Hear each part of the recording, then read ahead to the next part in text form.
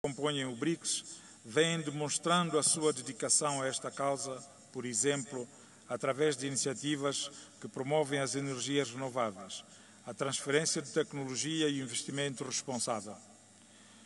Estas são algumas dentre muitas áreas em que a cooperação BRICS-África reveste-se de extrema relevância. Com efeito, ao alargar essas iniciativas às nações africanas, podemos promover um crescimento econômico inclusivo que ajude as comunidades mais vulneráveis. O meu país, por exemplo, pode servir de centro de experimentação de energias renováveis, demonstrando como as práticas sustentáveis podem ser integradas mesmo nos ambientes geograficamente mais limitados. Através do compartilhamento de melhores práticas e cooperação em políticas, poderemos adotar abordagens mais eficazes para enfrentar desafios socioambientais. O princípio do multilateralismo inclusivo está no centro das nossas aspirações. Num mundo cada vez mais interligado, é imperativo que os nossos parceiros reflitam a diversidade de perspectivas e vozes. A ênfase dos países BRICS numa ordem mundial multipolar alinha-se perfeitamente com o desejo de África de ter uma plataforma onde cada nação, independentemente da sua dimensão, possa contribuir de forma significativa. Assim, a parceria com os BRICS, além de configurar um espaço de cooperação mutuamente vantajosa, pode representar para as nações africanas uma plataforma para ampliar a sua presença no palco global, assegurando que as nossas preocupações são ouvidas e que as nossas soluções são integradas no discurso mais alargado. Ao concluir, e na convicção plena de que os nossos desafios, embora numerosos, não são insuperáveis, quero aqui reforçar a parceria entre os BRICS e a África. É um farol de esperança, um testemunho do poder de colaboração e dos objetivos partilhados. Juntos, podemos forjar um conjunto para o crescimento e desenvolvimento sustentável, a paz e o multilateralismo inclusivo. Agradecendo uma vez mais o convite que me foi formulado para participar neste importante evento, faço votos que as conclusões e deliberações aqui chegadas sejam válidas contribuições para construirmos um futuro em que as nossas nações e os nossos povos prosperem e o nosso mundo se torne um lugar mais justo e equitativo para todos. Muito obrigado pela vossa atenção.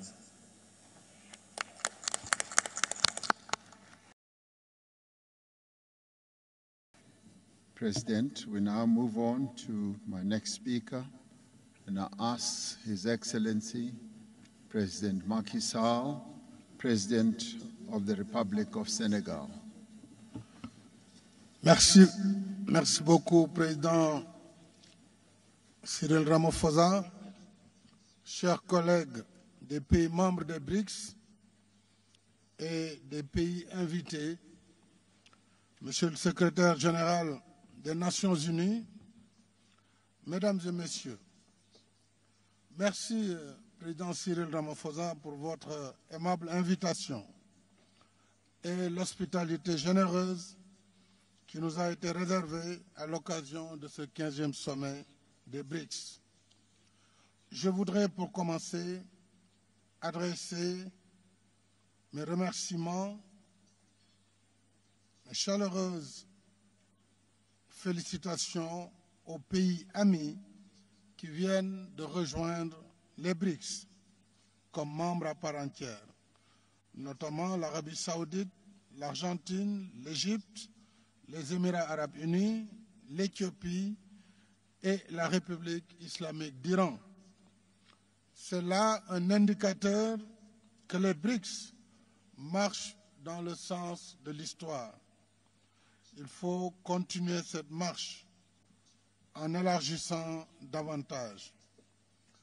Le Sénégal salue l'esprit d'ouverture des BRICS parce que nous voulons un nouvel ordre mondial, plus inclusif, plus juste et plus équitable. Dans un contexte global de crise économique, sociale et environnementale, aggravé par l'impact d'un conflit de haute intensité, je voudrais aborder ici 4 priorités qui me paraissent pressantes. Premièrement, il est important d'œuvrer pour un environnement mondial apaisé afin d'atténuer les effets de la crise et éviter un dérapage qui pourrait conduire l'humanité à une catastrophe majeure. Deuxièmement, le Sénégal souhaite que les BRICS soutiennent pleinement le plaidoyer des pays du Sud pour la mise en œuvre des engagements financiers convenus dans le cadre de l'accord de Paris sur le climat et surtout plaider pour une transition énergétique juste et équitable tenant compte de la responsabilité des uns et des autres, mais tenant compte également de notre retard dans le processus d'industrialisation et d'accès universel à l'électricité, dont plus de 600 millions d'Africains sont encore privés. Troisièmement, nous appelons à la mobilisation effective des engagements de réallocation des droits de tirage spéciaux en faveur des pays éligibles et à la mise en œuvre plus conséquente des initiatives du G20 post-Covid en faveur du financement des économies du Sud. Le besoin est pressant, je l'ai dit, puisque selon les estimations des Nations Unies, 52 pays sont en défaut de paiement ou s'en rapprochent, dont la majorité des pays les moins avancés et des pays les plus vulnérables au changement climatique. Quatrièmement, enfin, la réforme de la gouvernance politique, économique et financière mondiale s'impose. Tout le monde reconnaît que la composition des principales institutions internationales, leur méthode de travail, y compris leur processus décisionnel, ne reflète plus les réalités du moment. Ensemble, nous devons travailler à une évolution du Conseil de sécurité des Nations Unies, du Fonds monétaire international et de la Banque mondiale, pour qu'ils soient davantage plus représentatifs des intérêts de tous les pays membres. Il en est de même pour la réforme du système de notation des agences d'évaluation, dont les pratiques, notamment la surévaluation des risques dans les pays en développement et particulièrement dans les pays africains, conduisent et ont pour conséquence d'avoir des coûts d'emprunt abusifs, parfois jusqu'à 8%, 8 fois supérieurs à ceux des pays développés. Je voudrais pour terminer remercier nos amis des BRICS pour leur soutien à la candidature de l'Union africaine au G20. En soutenant notre adhésion au G20, vous contribuez à l'avènement d'un multilatéralisme plus inclusif dont les décisions engagent notre présent et notre futur. Je vous remercie.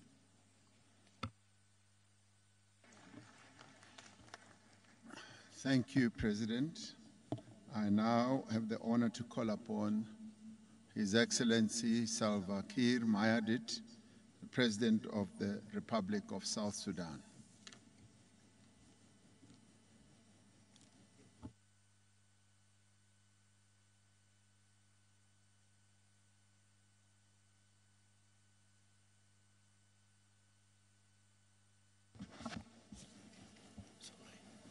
Thank you.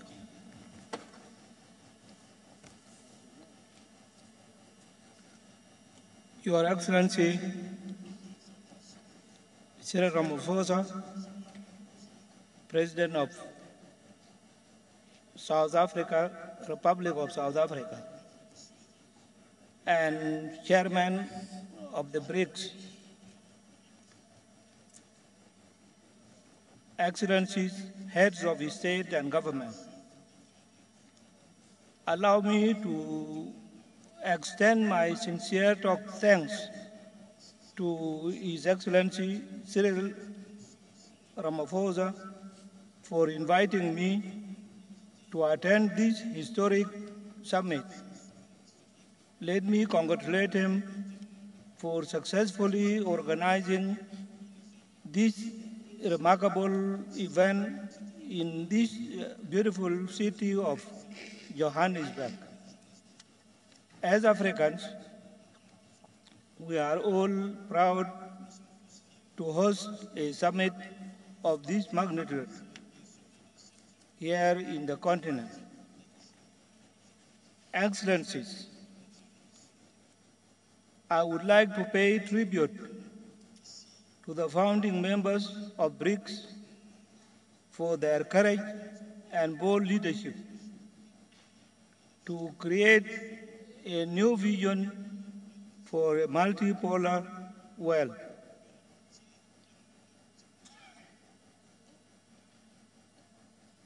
The world that is governed by inclusive and genuine economic interdependence. The theme of this historic summit, BRICS and Africa, partnership for mutually accelerated growth, sustainable development, and inclusive multilateralism captures this new spirit. With BRICS, people in the global south can now imagine a new world where nations can cooperate and trade on mutually acceptable terms. With BRICS countries, we can enter into economic cooperation without any fear of strategic considerations of certain powerful states coming in between the mutually agreed economic and trade arrangements. Your Excellencies,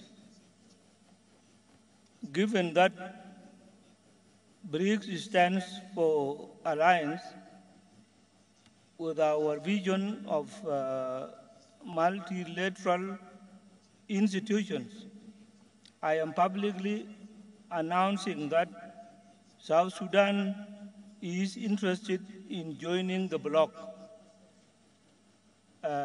subject to meeting criteria set by the organization.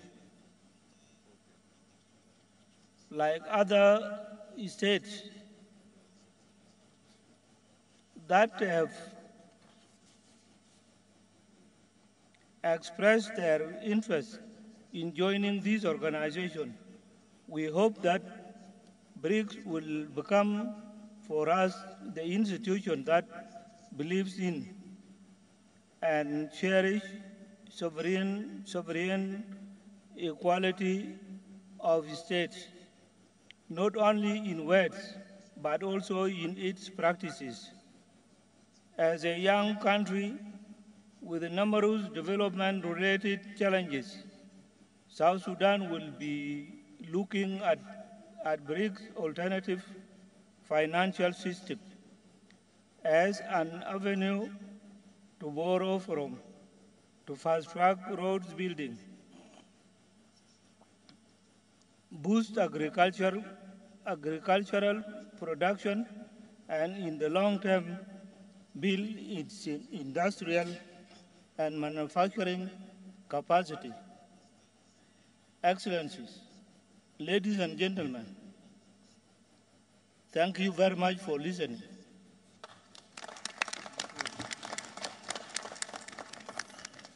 Thank you very much. Excellency, President Samia Suluhu, President of the United Republic of Tanzania.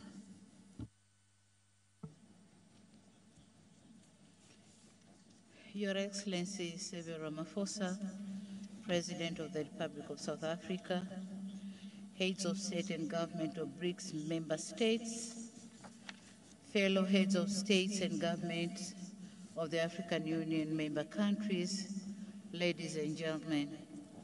It is both a pleasure and an honor to join you in this beautiful city of Johannesburg for the 15th BRICS Summit. Mr. Chairman, allow me to use this brief time allotted to me to applaud you, members of the BRICS, for keeping this association going since its establishment in 2009. Indeed, the international challenges that inspired the creation of BRICS have evolved, and one may say to the worse. Henceforth, in the face of the poly crisis and rising global uncertainty, there is a great need to have a meaningful dialogue that seeks to find common solutions to common challenges. That's why I welcome and commend the selection of the theme for this dialogue. I'm very optimistic that this dialogue will advance deliberations geared toward resolving the complex challenges which our countries are facing both individually and collectively. Excellencies, one aspect which I personally consider critical in the course of the dialogue is the call to redouble efforts and take concrete actions to address the North-South divide so as to deepen strategic, financial, trade, investment, and economic partnerships based on a just international economic order. It is gratifying, however, to note that amidst these challenges, the BRICS offer a possibility of coming up with a more equitable, balanced, and fair mechanism to deal with an international economic order that has thus far remained unattainable and an elusive aspiration. It is on these grounds that BRICS African Partnership needs to focus on unlocking potential opportunities on the continent towards realization of both Agenda 2063 and the Sustainable Development Goals, which includes the operationalization of African Free Trade Area. Forging ahead, Tanzania envisages the BRICS African Partnership that supports African endeavors in promoting and strengthening regional value chains, and furthermore, partnership that can promote or help African producers to be able to gain access to broader export markets. Excellencies, the second issue which I wish to underscore is the continued relevance and the validity of multilateralism. I note with satisfaction that this has been captured in the theme of this summit. Indeed, multilateralism stands as the major tool in addressing most of global geopolitical challenges. And in this regard, as we convene in multilateral fora such as this one, we should not lessen our efforts to strengthen the United Nations. At its 78th years of existence, it remains the sole body with universal membership. And so, Tanzania, at this point, would wish to reiterate this, in the strongest voice on the need to reform the UN Security Council to make it fairly representative, effective, and reflective of the current geopolitical realities. Excellencies, ladies and gentlemen, as I conclude, I would wish to commend the Republic of South Africa for the excellent hosting of this summit. I should also commend the BRICS countries for their efforts geared toward the advancement of the South-South, as well as the African agenda for growth, development, and integration. It is Tanzania's hope that African issues and concerns, as well as priorities, will continue to feature in the upcoming BRICS engagements. The United Republic of Tanzania is and remains a staunch supporter of multilateralism, more inclusive and fair global system, a well-functioning financial architecture, and a deeper South-South cooperation. This regard to remain a true friend and partner of BRICS in all its interventions. I thank you very much for your kind attention. Thank you, Mr. Speaker. Thank you, President. Please accept my apology. I have to step out for a while. Deputy President Paul Mashatile, Deputy President of South Africa, will take the meeting forward as I now call upon His Excellency Dr. Joseph Dion Ngute, Prime Minister of the Republic of Cameroon.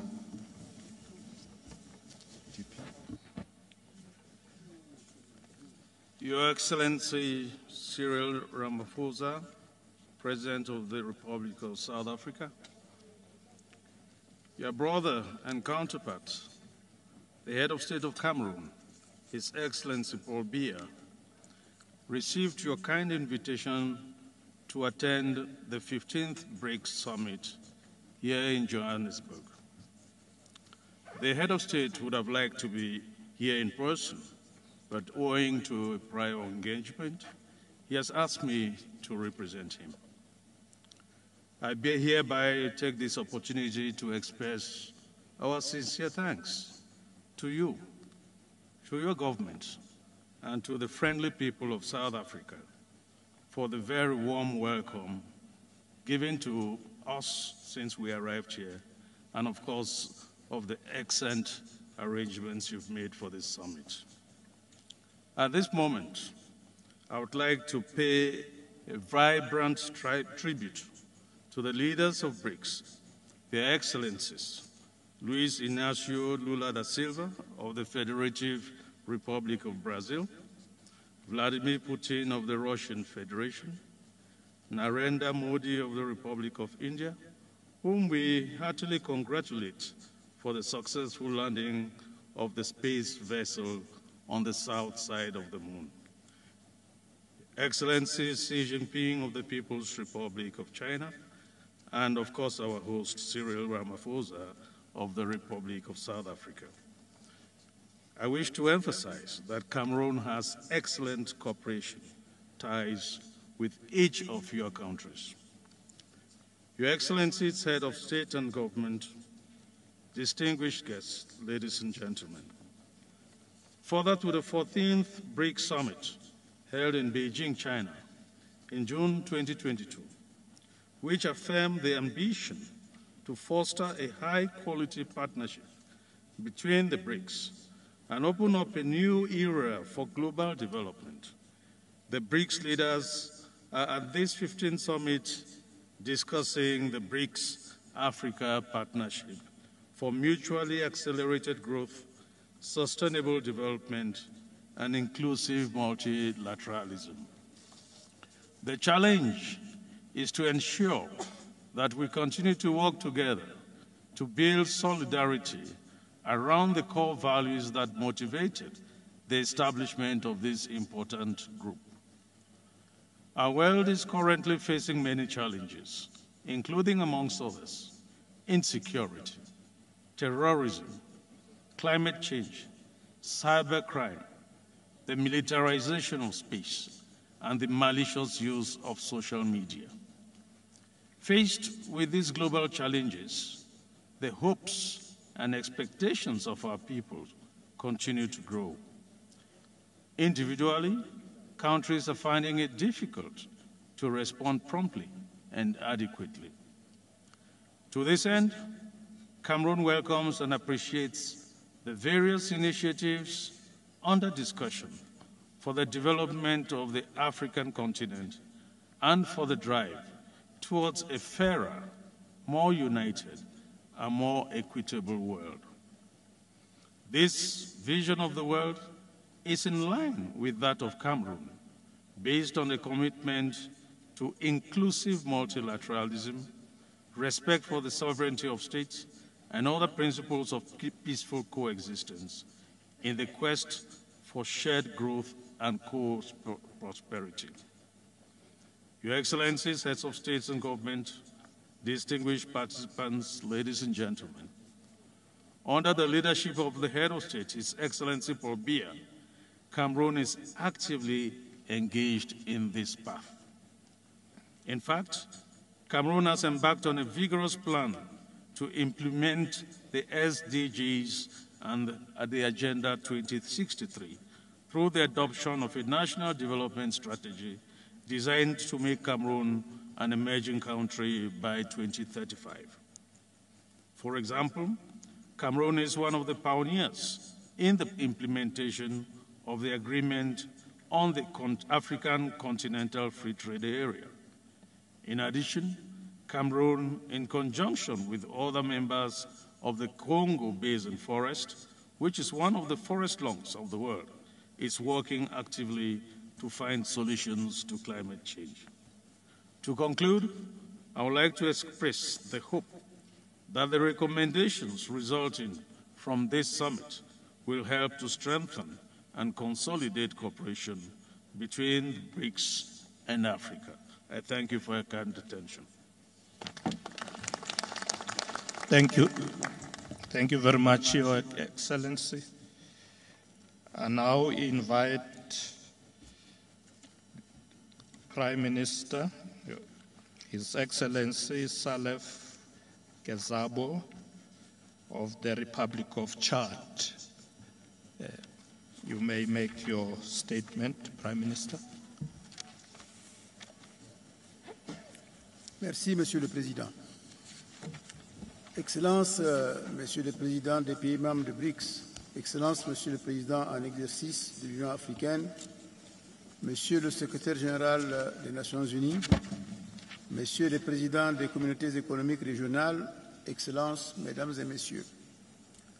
Permettez-moi de me joindre aux orateurs précédents pour témoigner ma sincère gratitude à notre frère, Monsieur Cyril Ramaphosa, Président de la République d'Afrique du Sud, à son gouvernement, ainsi qu'au peuple frère d'Afrique du Sud pour l'accueil et l'hospitalité qui nous ont été réservés depuis notre arrivée à Johannesburg.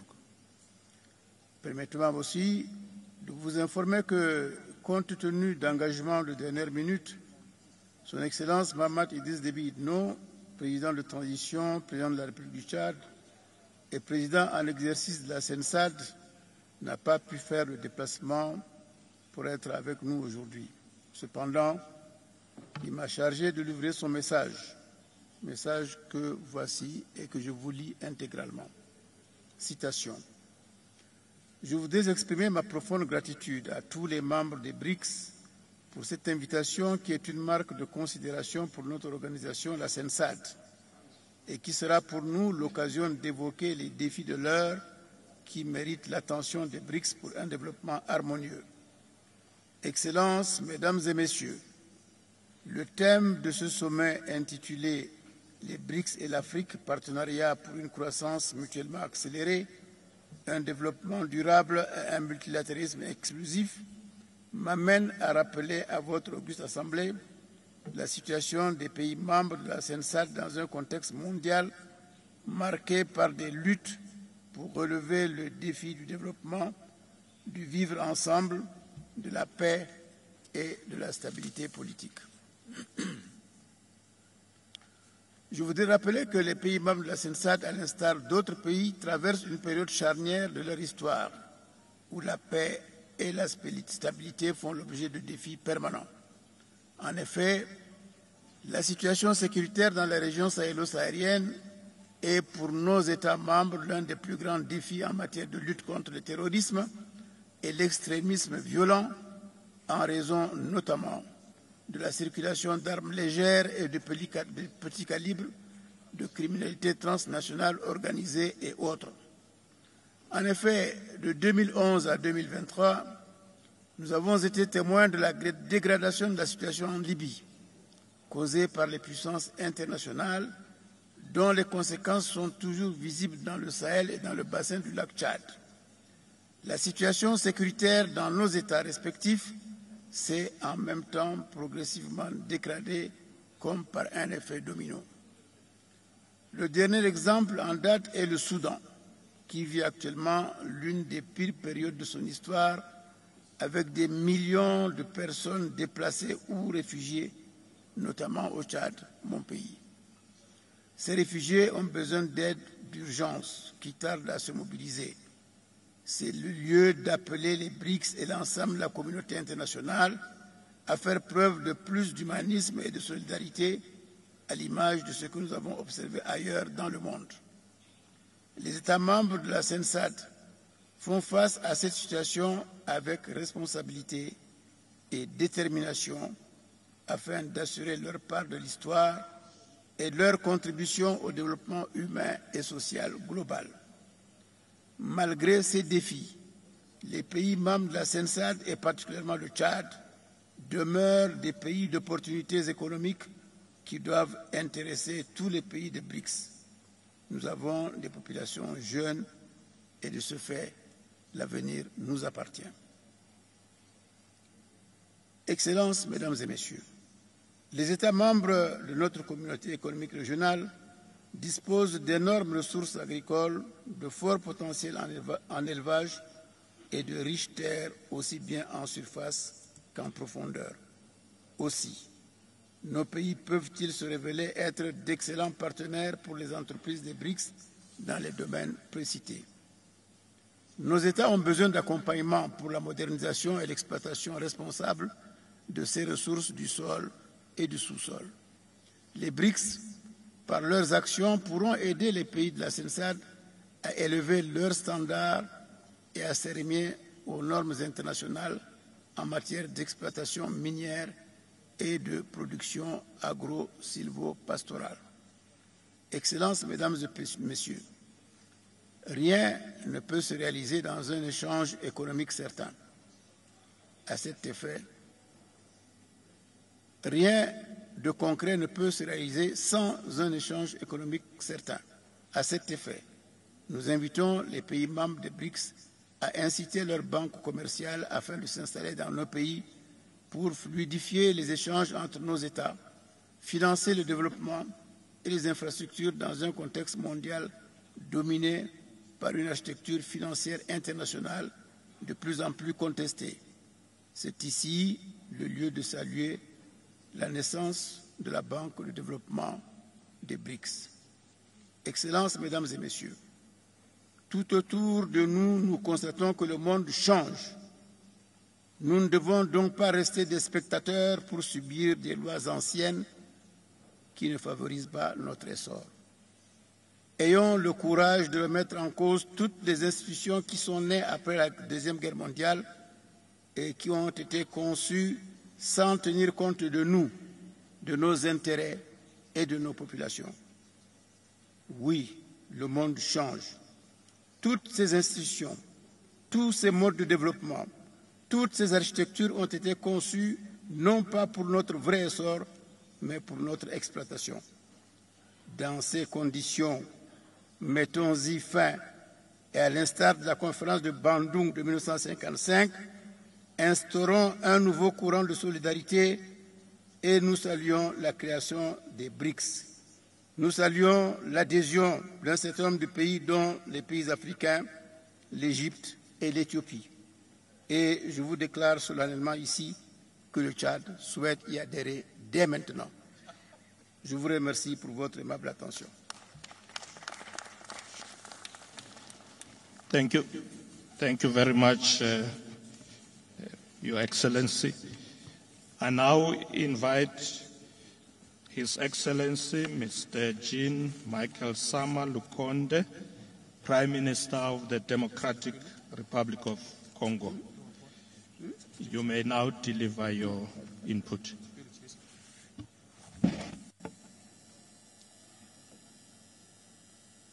Merci, Monsieur le Président. Excellences, membres du BRICS, Excellences, Mesdames et Messieurs, les chefs d'État, de gouvernement et chefs de délégation, Monsieur le Secrétaire général des Nations Unies, distingués invités. C'est pour moi un honneur mérité que d'être convié au nom de Son Excellence Monsieur Félix Antoine Tshisekedi Tshilombo, président de la République démocratique du Congo, à ce 15e sommet des BRICS. Je voudrais, comme d'autres avant moi, remercier sincèrement le gouvernement de la République sud-africaine pour l'accueil chaleureux réservé à moi-même et à ma délégation. Ce sommet s'inscrit dans la dynamique du changement de paradigme macroéconomique et géopolitique du monde et place nos États respectifs devant leur responsabilité de trouver des solutions appropriées aux grands défis qui se posent à l'humanité, à l'instar de la pandémie à Covid-19, du changement climatique, de l'atteinte des objectifs de développement durable à l'horizon 2030, de la transition énergétique et de la biodiversité. Face à toutes ces réalités, il y a lieu de relever que de Ekaterinbourg, en Russie, en 2009, à Johannesburg, en Afrique du Sud, en 2023, il y a certes des pas qui ont été franchis, notamment celui de l'existence de la Banque de développement et d'un fonds commun de réserve de change des BRICS, afin de consolider l'optimisme à affronter les problèmes qui se posent à l'humanité. Au regard de cette avancée, et devant apporter sa contribution à cet édifice, la République démocratique du Congo, qui affronte les défis d'une guerre d'agression injuste dans sa partie Est, vient à ce sommet comme pays solution. Pays solution en ce que la République démocratique du Congo dispose d'un potentiel et des atouts qui constituent un apport indéniable aux défis que je venais d'énumérer. Primo, de par son étendue, c'est un vaste territoire de 2 345 410 km², disposant de 80 millions d'hectares de terres arables, utiles au développement des grands projets agricoles. Mon pays héberge une main-d'œuvre de plus de 50 millions de jeunes. Secundo, sur le plan des écosystèmes, elle dispose d'un massif forestier protecteur de la couche d'ozone d'environ 155,5 millions d'hectares, soit 10% des forêts tropicales de la planète et plus de 60% des forêts du bassin du Congo. En plus d'importantes réserves des écosystèmes naturels de la planète, les tourbières, puis de plus de 30 gigatonnes de dioxyde de carbone, et de plus, avec sa faune et sa flore, la République démocratique du Congo est classée 5e puissance mondiale en biodiversité.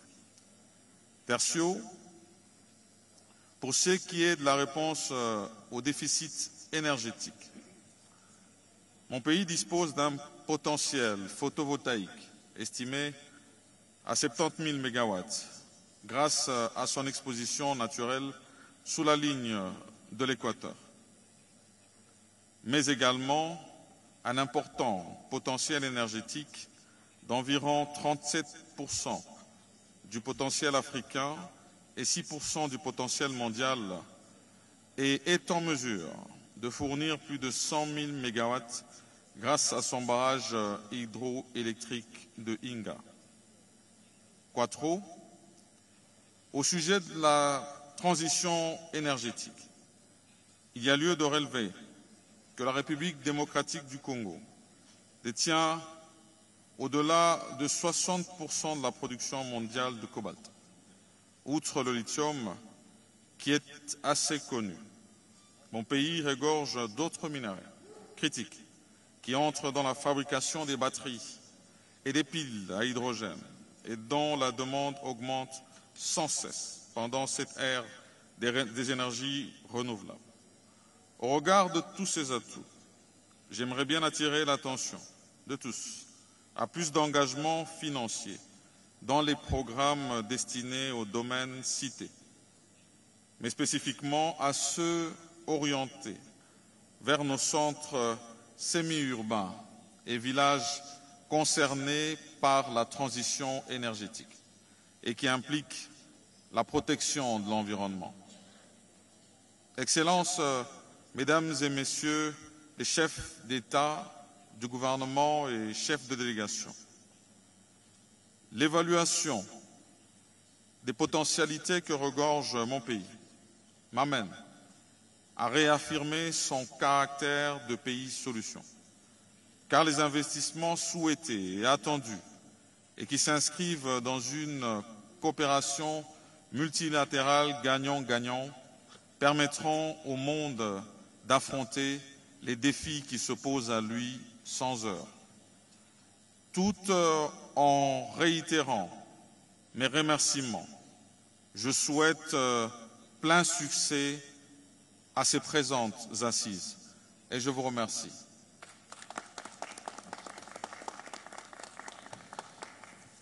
Thank you very much, Your Excellency. May I now invite Prime Minister Dr. Mustafa Medbouli of the Arab Republic of Egypt. You may deliver your address. بسم الله الرحمن الرحيم. فخامة الرئيس سيريل رامافوزا رئيس جمهورية جنوب أفريقيا ورئيس تجمع البريكس، أصحاب الفخامة رؤساء دول تجمع البريكس والدول الصديقة، السيدات والسادة، إنه لمن دواعي سروري أن أشارك اليوم في هذا الاجتماع الذي يعقد في إطار صيغة بريكس بلس تحت عنوان البريكس وأفريقيا، شراكة من أجل النمو المتسارع والتنمية المستدامة والعمل متعدد الأطراف الشامل. واسمحوا لي في مستهل حديثي أن أتوجه بخالص التقدير إلى فخامة رئيس جمهورية جنوب أفريقيا على استضافة جوهانسبرغ لهذا الاجتماع المهم في هذا الظرف الاستثنائي الذي يمر به العالم، والذي يشهد تعقيدات غير مسبوقة تنعكس آثارها بشكل كبير على الدول النامية واقتصادياتها. السيدات والسادة، أود الترحيب بالخطوة التي أقرها تجمع البريكس اليوم باتجاه توسيع عضويته، والتي أثق في أنها ستساهم في جعل التجمع أكثر فاعلية وأكثر قدرة على التعبير عن رؤاه على الصعيد الدولي. ولقد حرصت مصر خلال السنوات الماضية على توثيق علاقاتها مع تجمع البريكس من خلال المشاركة في الجلسات المختلفة التي عقدت في إطار صيغة بريكس بلس، كما انضمت إلى بنك التنمية الجديد في عام 2021، ونتطلع لأن تكون مصر عضوا فاعلا ومؤثرا داخل التجمع من أجل الإسهام في جهوده الرامية إلى إيجاد حلول عملية قابلة للتنفيذ لمواجهة التحديات التي تعاني منها دولنا، والتي تتطلب تكثيف التعامل المشترك في إطار التعاون الجنوب جنوب.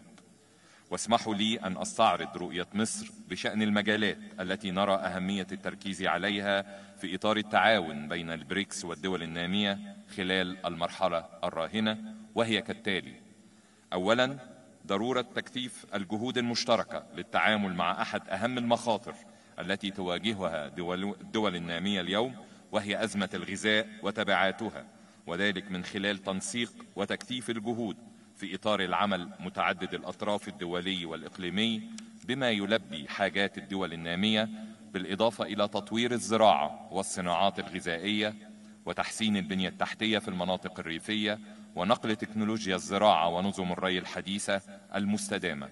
هذا بالإضافة إلى استعداد مصر بالتعاون مع المجتمع الدولي لاستضافة مركز عالمي لتوريد وتخزين الحبوب بما يسهم في مواجهة أزمة الغذاء العالمية. ثانيا، إصلاح الهيكل الاقتصادي والمالي الدولي لجعله أكثر إنصافا وعدالة واستجابة لاحتياجات الدول النامية، بما في ذلك الدول ذات الدخل المتوسط، ووضع آليات لتخفيف عبء الديون الخارجية عبر الإعفاء أو المبادلة أو السداد الميسر، بالإضافة إلى المقترحات ذات الصلة بحوكمة النظام المالي العالمي. كما نتطلع إلى دعمكم لما أطلقناه مؤخرا مع الدول الأفريقية الشقيقة من مبادرة تحت مسمى تحالف الديون من أجل التنمية المستدامة، بهدف خلق إطار مشترك لتنظيم معاملات الديون المستدامة خاصة للدول النامية متوسطة الدخل، بما يتضمن مبادلة الديون بمشروعات تنموية. هذا بالإضافة إلى أهمية العمل المشترك على تشجيع الصفقات المتكافئة والتبادل التجاري بالعملات المحلية فيما بين دول تجمع البريكس والدول النامية، وأيضا فيما بين الدول الأفريقية. ثالثا، أهمية البناء على نتائج مؤتمر كوب 27 الذي استضافته مصر في عام 2022، وتعزيز دور بنوك التنمية متعددة الأطراف والمؤسسات التمويلية في تمويل العمل المناخي، والعمل على تنفيذ مخرجات مؤتمر شرم الشيخ، وتدشين صندوق لدعم الدول النامية في مواجهة الخسائر والأضرار، ودعم جهود التحول العادل إلى الطاقة النظيفة والمتجددة. وفي هذا السياق نقدر أهمية تحقيق التوازن بين تأمين احتياجات دولنا من الطاقة وواجباتنا تجاه مواجهة أزمة المناخ العالمية. رابعا، ضرورة إعلاء مبادئ القانون الدولي وميثاق الأمم المتحدة في العلاقات بين الدول، واحترام سيادة الدول وعدم التدخل في شؤونها الداخلية، والاستناد إلى المحافل الدولية المتعددة الأطراف والعمل الجماعي لمواجهة التحديات المشتركة، والاعتماد على سياسات التهدئة والحوار والتفاوض من أجل التوصل إلى حلول سلمية للنزاعات، لا سيما وأن السلام والأمن والاستقرار شرط أساسي لتحقيق التنمية. خامسا، تعزيز التعاون بين البريكس وأفريقيا بهدف تحقيق المصالح المشتركة، بما يسهم في إطلاق الطاقات غير المستغلة في الدول الأفريقية، وتستند رؤية مصر في هذا الصدد في ضوء رئاستها الحالية للجنة التوجيهية لرؤساء دول وحكومات وكالة الاتحاد الأفريقي للتنمية النيباد إلى دفع معدلات التكامل الاقتصادي، والعمل على تسريع تنفيذ أجندة التنمية الأفريقية 2063، وكذا أهداف اتفاقية التجارة الحرة القارية، مع تسخير الخبرات والإمكانات المصرية في مجالات البنية التحتية والطاقة والاتصالات والتحول الصناعي والأمن الغذائي بمشاركة القطاع الخاص، وبالتشاور المستمر مع أشقائنا في الدول الأفريقية. هذا بالإضافة إلى حشد الموارد المالية للمجالات ذات الأولوية لدول القارة من خلال تبني مقترح النيباد بإطلاق مبادرة فريق أفريقيا لحشد الموارد. وفي الختام أود تأكيد تطلع مصر إلى تعزيز التعاون ومواصلة العمل المشترك مع دول البريكس في مختلف المجالات على المستويين الثنائي ومتعدد الأطراف، وترحيبها بكافة المبادرات والمشروعات التي تهدف إلى تحقيق المصالح المشتركة وبناء شراكة مستدامة. وشكرا لحضراتكم. Thank you very much, Your Excellency. I'd like to now invite His Excellency Mr. Kashim Shettima, Vice President of the Federal Republic of Nigeria. You have the floor, Your Excellency.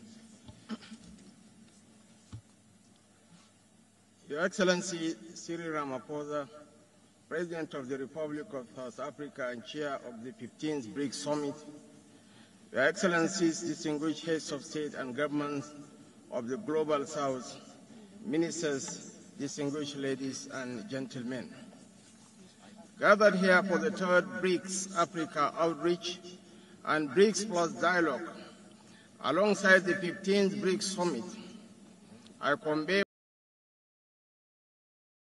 President Bola Ahmed Tinubu of Nigeria. Regrettably, due to pressing official matters at home, he couldn't join us today. President Tinubu, on behalf of the government and people of the Federal Republic of Nigeria, extends our deepest gratitude to the government and people of the Republic of South Africa for convening the 15th BRICS Summit and bringing together stakeholders from around the world. We are also witnesses to the host's warm hospitality, and my delegation and I are grateful to you for providing a home in Johannesburg for your brothers and sisters from the other edge of the Atlantic. The prevailing theme of this summit, BRICS and Africa, Partnership for Mutually Accelerated Growth, Sustainable Development and Inclusive Multilateralism, resonates as a compass guiding the trajectory of the world. It underscores the profound realization that the cornerstone of stability within our intricate multipolar landscape lies in fostering developmental partnerships. Your Excellencies, the disruptive events of the past and present years have rendered emerging economies and many developing countries vulnerable, leaving them in search of beneficial alliances. But I assure you that Nigeria is committed to shaping and fortifying the global framework and governance concerning all major international issues, particularly in the fields of economics, finance, environment, climate change, bridging the digital divide, adopting a comprehensive strategy towards debt alleviation, addressing food and energy insecurities, instituting post-pandemic recovery measures, and fostering financial inclusion within developing countries. Your Excellencies, the international global governance structure to which we currently adhere was established prior to the independence of the African continent and many countries in the global south. So it's indeed imperative to reform global governance to align with the realities of today's world and to acknowledge the necessity for partnerships that ensure shared prosperity, inclusivity, and sustainable development. Your Excellencies, the trajectory of President Tinubu's economic reforms and diplomatic alliances is intended to attract investments and partnerships to Nigeria, while aligning with international and regional cooperation that corresponds with the government's objectives. The new government, which began less than 3 months ago, is examining the variables and evaluating the scope and level of regional and global cooperation to pursue in order to establish Nigeria as a desired friend and partner. The government's final decisions will be determined once our ongoing in-depth discussions within the Economic Advisory Council, the National Assembly, and the Executive Council are concluded and adopted. It is needless to add that Nigeria is Africa's largest economy, and with a population of 220 million people, is undoubtedly the most populous country in Africa. Mr. Chairman, as we approach the target completion date of the Agenda for Sustainable Development Goals, the reality of achieving the SDGs remains bleak for many countries, especially developing ones. These nations confront historical developmental vulnerabilities and challenges that are beyond their control. Thus, it is imperative for us to unite within regional groups and forge a novel form of international cooperation. This endeavor aims to foster global economic governance reform while enhancing the representation and voice of emerging market economies or developing countries. Your Excellencies, in a multipolar world, creating mutually beneficial partnerships is challenging but can be overcome through proper alliances, realignments, and the use of rules-based multilateralism. The key is to establish effective partnerships that will effectively respond to these challenges, based on 1, harnessing the agricultural potential of our nations, 2, harnessing renewable energy to revolutionize Africa, 3, fostering technology, innovation, and job prospects for holistic and equitable progress, 4, collaborative efforts on climate change and nature-centered approaches to development, 5, strengthening vibrant private sector participation among countries of the global south, and 6, nurturing youth employment and skill building as a deterrent against terrorism, organized crime, and related challenges. 7, proactive crisis management and heightened resilience. And lastly, promoting proactive involvement of business leadership in shaping and improve an ideal landscape for trade and economic exchanges in the global south. We therefore look forward to working closely with BRICS members and other regional alliances. Our aim is to join forces with nations sharing our vision. Our aim is to foster a partnership aimed at expediting growth and sustainable development across the African continent and the global south. Thank you very much for listening. Thank you very much, Your Excellency. I now invite Her Excellency Ms. Jessica Walupo, Vice President of the Republic of Uganda.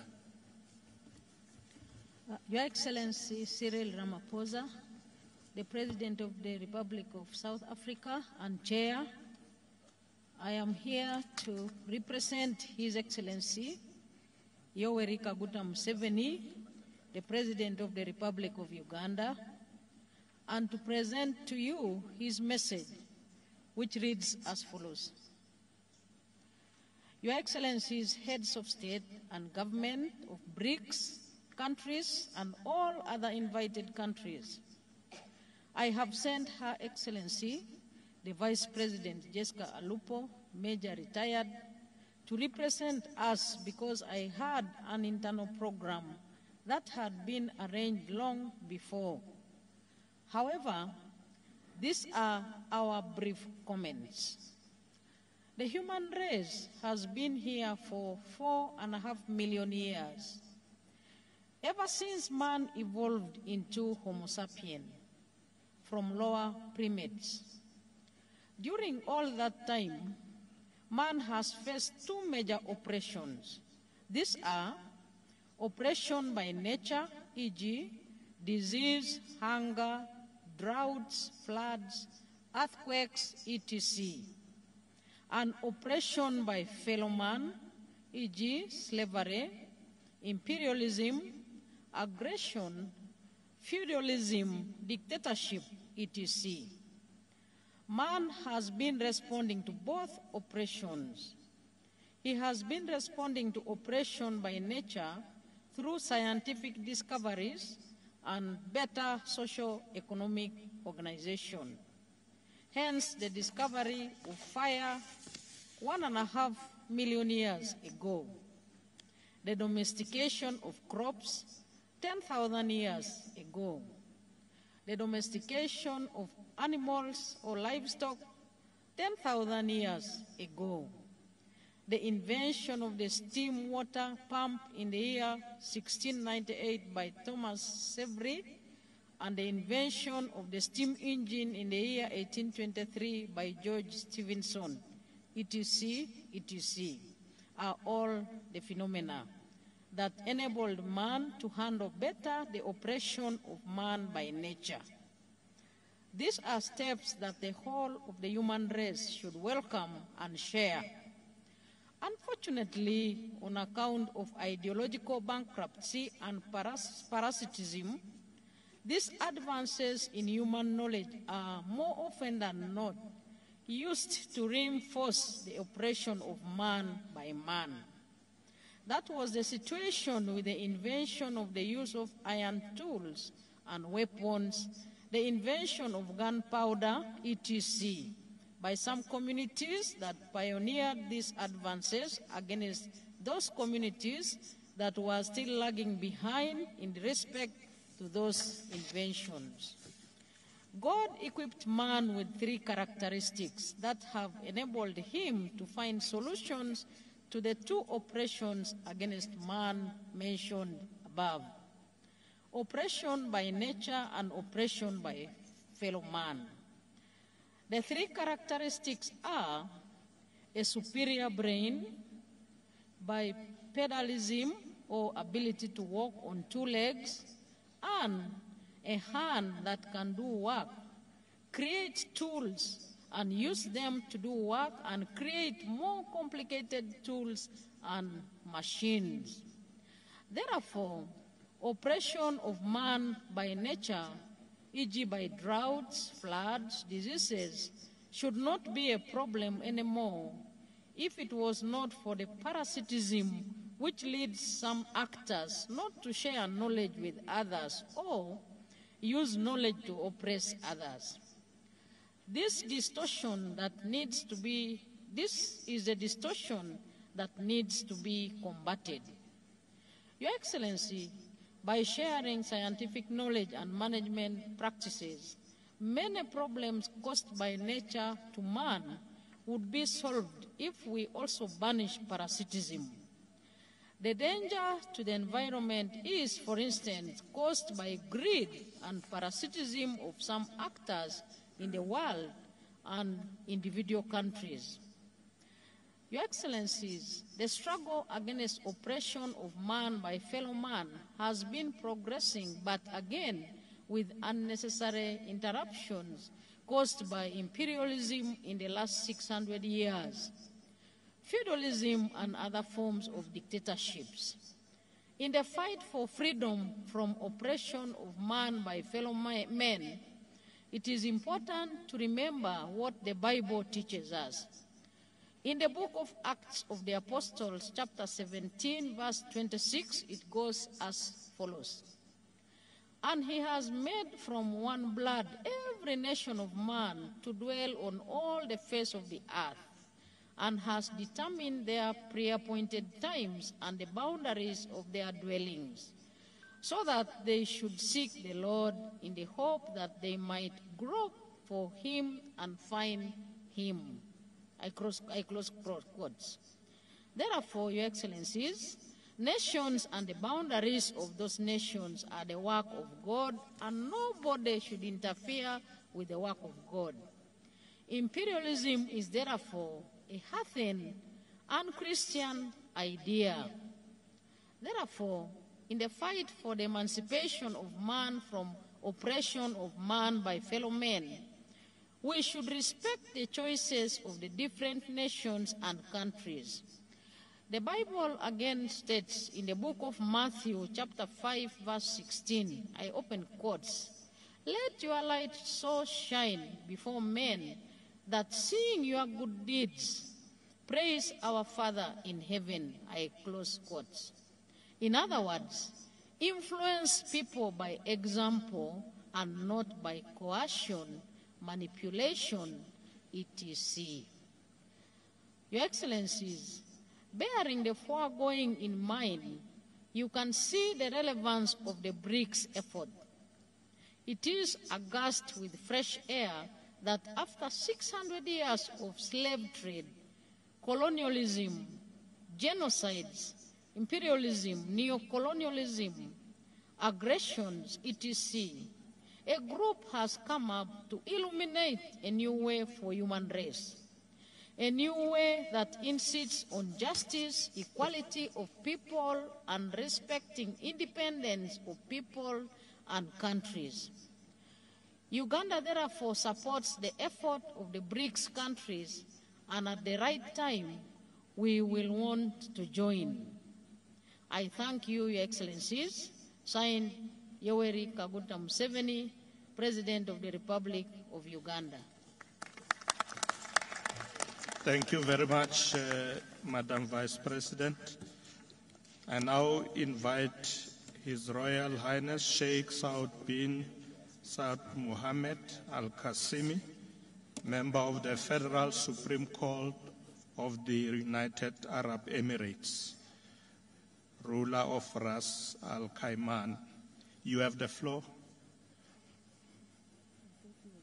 You will be followed by Botswana. Botswana, be ready.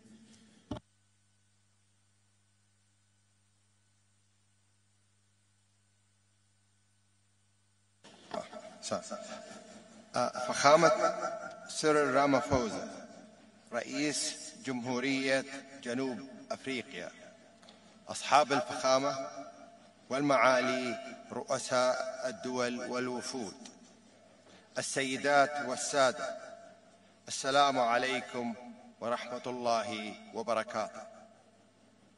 أود في البداية أن أشكر فخامة الرئيس سيريل رامافوزا على التنظيم الناجح وكرم الضيافة التي تلقيناه من حكومة وشعب جنوب أفريقيا.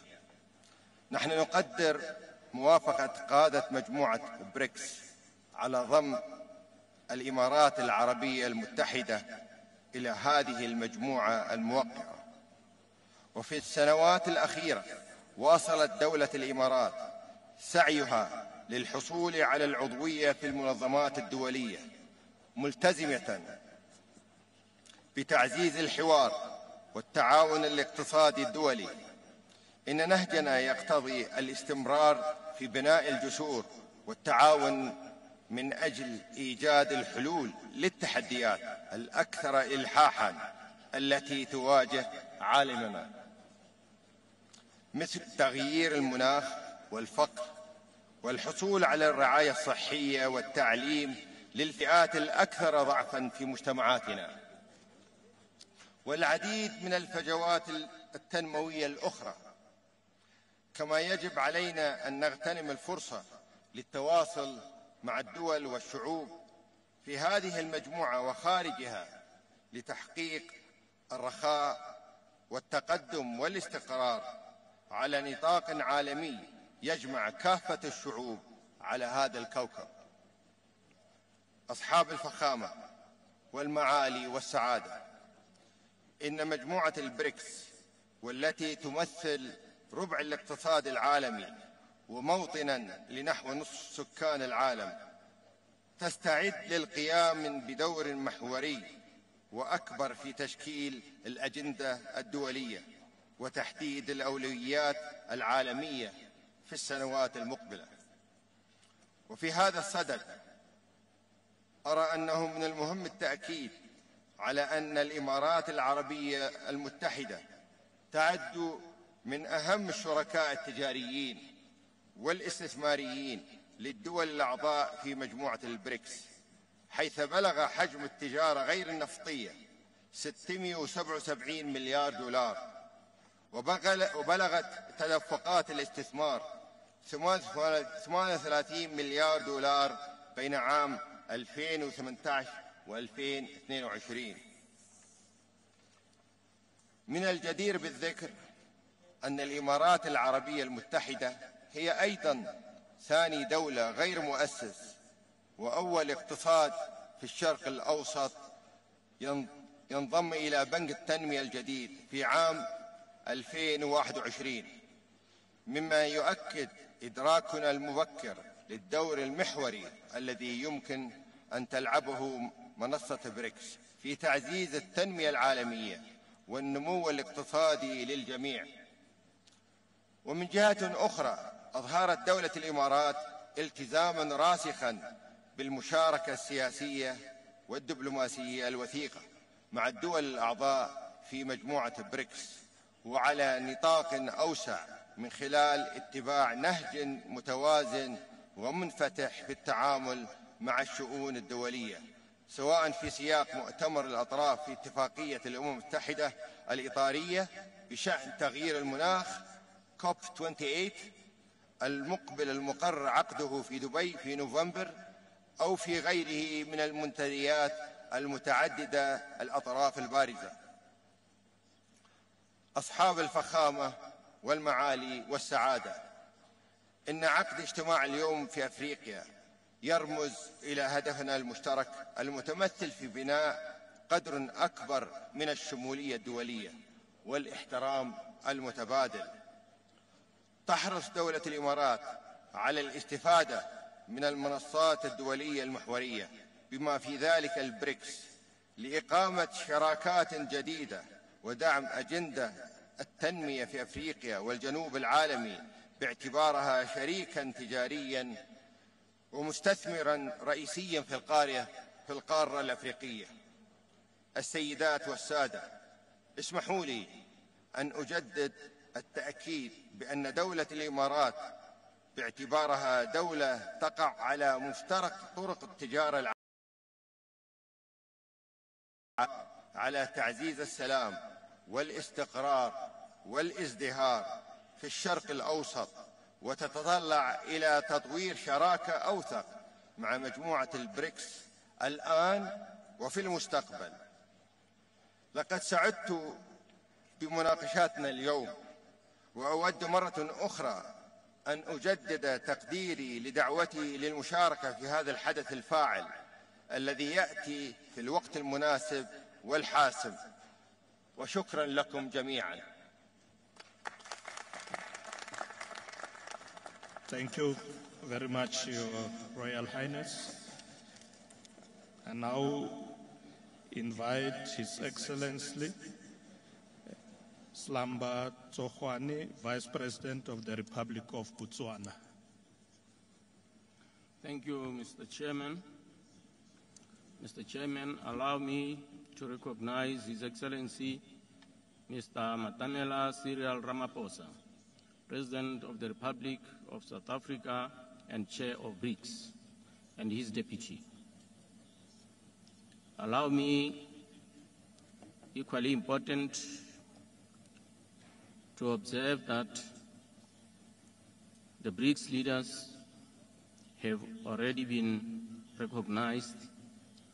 Allow me to deem protocol as observed. Mr. Chairman, I would like to thank the BRICS Summit host, President Matamela Cyril Ramaphosa of the Republic of South Africa, to have invited His Excellency Dr. Mokgweetsi Eric Masisi, the President of the Republic of Botswana, to participate in BRICS Africa Outreach and BRICS Plus dialogues under the theme BRICS and Africa, Partnership for Mutually Accelerated Growth, Sustainable Development and Inclusive Multilateralism. Unfortunately, due to other pressing commitments, His Excellency the President of the Republic of Botswana, who would have loved to be here, is unable to be here today. His Excellency has delegated me to represent him. Today's theme is apt because it acknowledges and recognizes the important role the BRICS plays in promoting strategic partnerships that spur accelerated growth and sustainable development and inclusive multilateralism, particularly for developing regions such as Africa. Excellencies, it is worrisome that economic growth on the African continent remains sluggish, dragged down by a series of severe and mutually reinforcing shocks, including COVID-19 pandemic, climate change, surging inflation and low investment growth, food and energy crisis, to mention but a few. Excellencies, despite being hit by a confluence of shocks, African economies remain resilient. However, there is need to accelerate growth by, among others, scaling up energy investments. 2, increasing the employability of workers as well as the productivity of enterprises through skills development. 3, enhancing digital cooperation and developing dynamic innovation ecosystems. 4, partnering with countries of Global South in creating mechanisms for intellectual property protection and commercialization. 5, strengthening participation in manufacturing global value chains through increasing value-added exports and promoting innovation. And 6, lastly, broadening and diversifying financial products. Mr. Chairman, recognizing that BRICS economies represent a significant share of both global trade and world GDP, there is an opportunity to enhance economic cooperation and open new opportunities, boost economic exports and attract foreign investment to the African continent. Excellencies, the Sustainable Development Goals report of 2023 illustrates that halfway to the deadline of 2030 agenda, we are leaving more than half of the world behind, casting doubt of the likelihood of realizing sustainable development goals. On that note, Mr. Chairman, I must recognize milestones by different countries. They demonstrate pockets of successes. In that note, Mr. Speaker, in the context of the health target, of the Global Sustainable Development Goal, Botswana has achieved a milestone under what is regarded as 95-95-95. We are able, or we have been able to achieve 95-98-98. This is what raises hope, Mr. Chairman.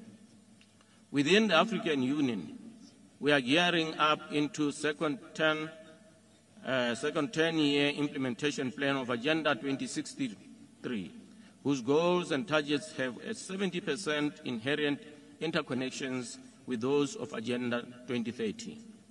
Excellencies, about half of the Agenda 2030 targets are off track.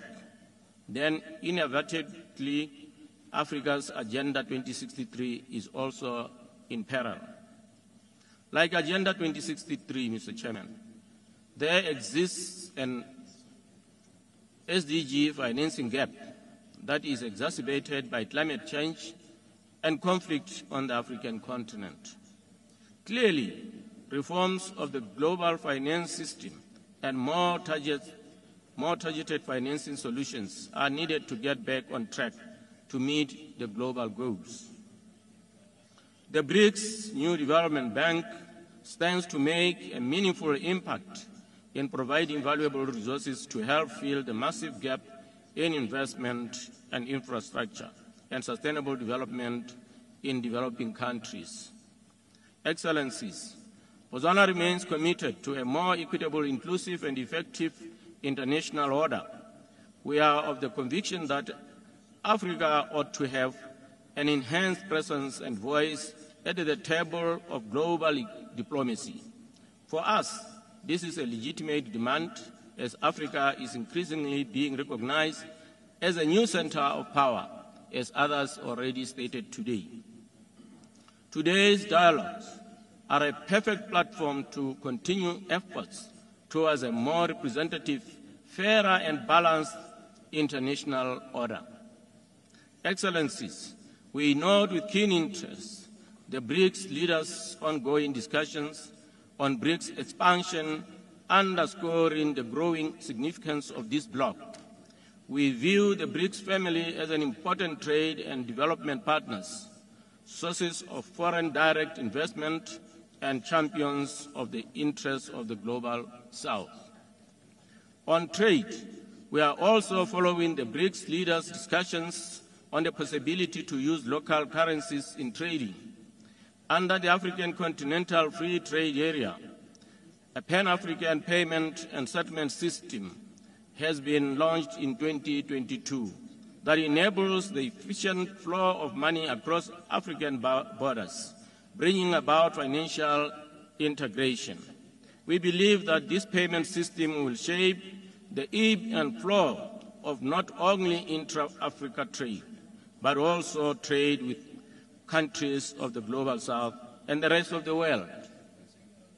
As previous speakers have clearly stated, partnerships in a bedrock of the BRICS since its founding. In this respect, I commend the BRICS country to promoting inclusivity and engagement with our beloved continent of Africa through the BRICS Africa Outreach and BRICS Plus dialogue. Before I conclude, Mr. Chairman, I would like, Mr. Chairman, because of other pressing commitments, to seek leave immediately as I have concluded. I thank you very much for your attention and your endurance for a long day. Thank you very much. Thank you. Thank you very much, Your Excellency. I now invite His Excellency General Nyakadzino Chiwenga, Vice President of Zimbabwe. Huh?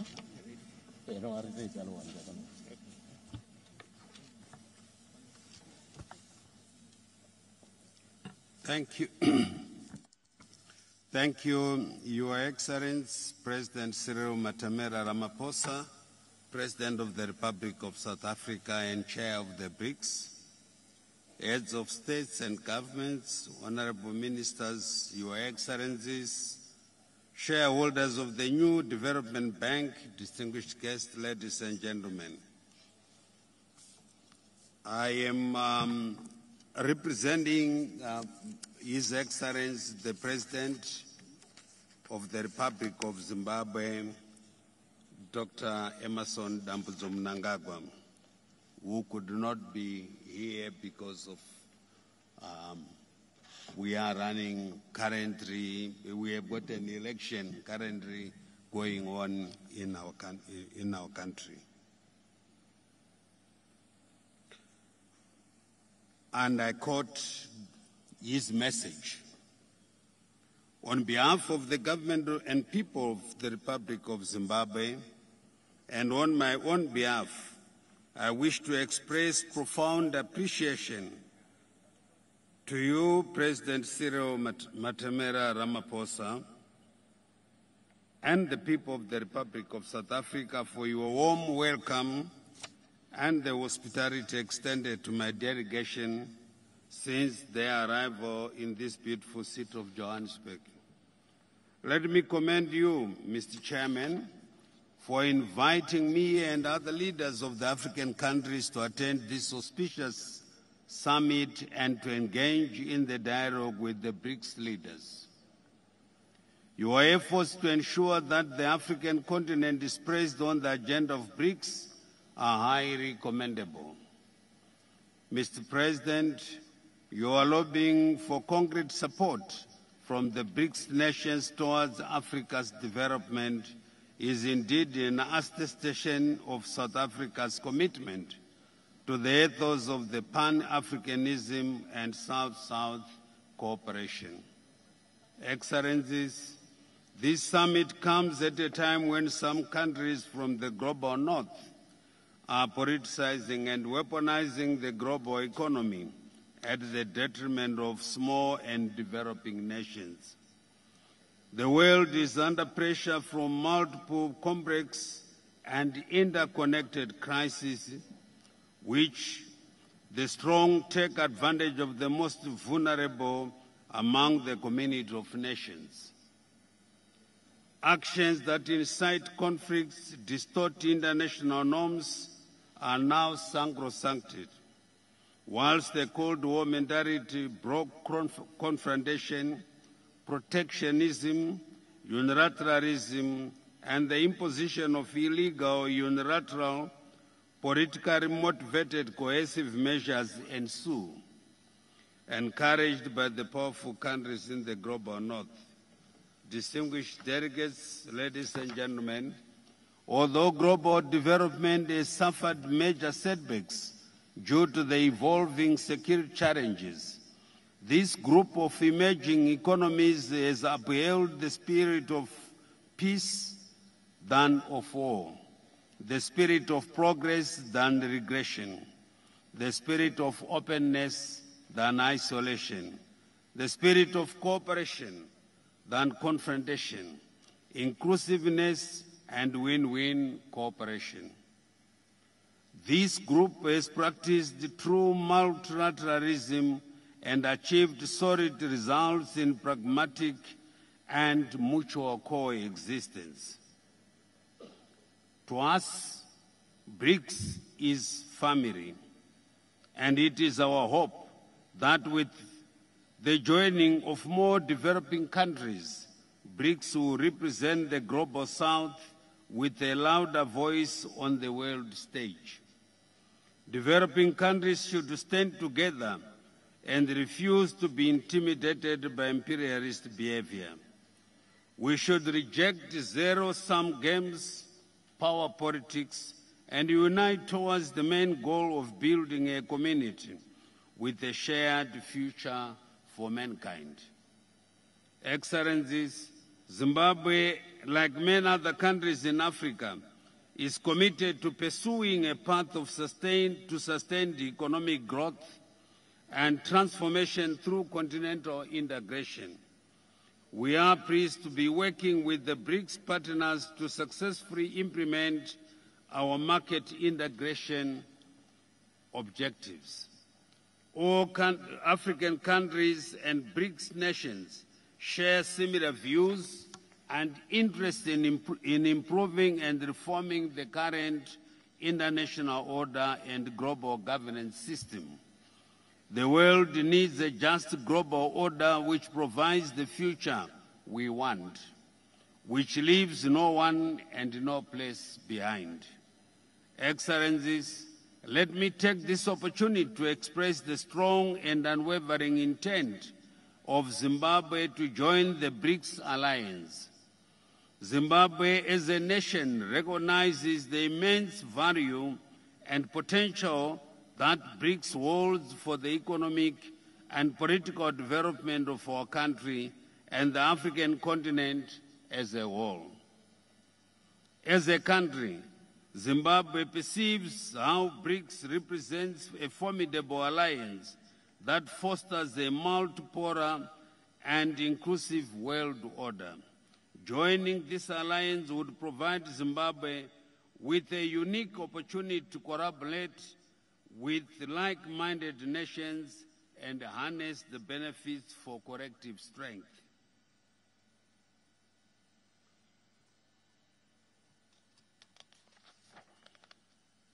Excellencies, as a country, Zimbabwe applauds the establishment of the new development bank and the proposal to use local currencies between member states in the BRICS and other countries of the South.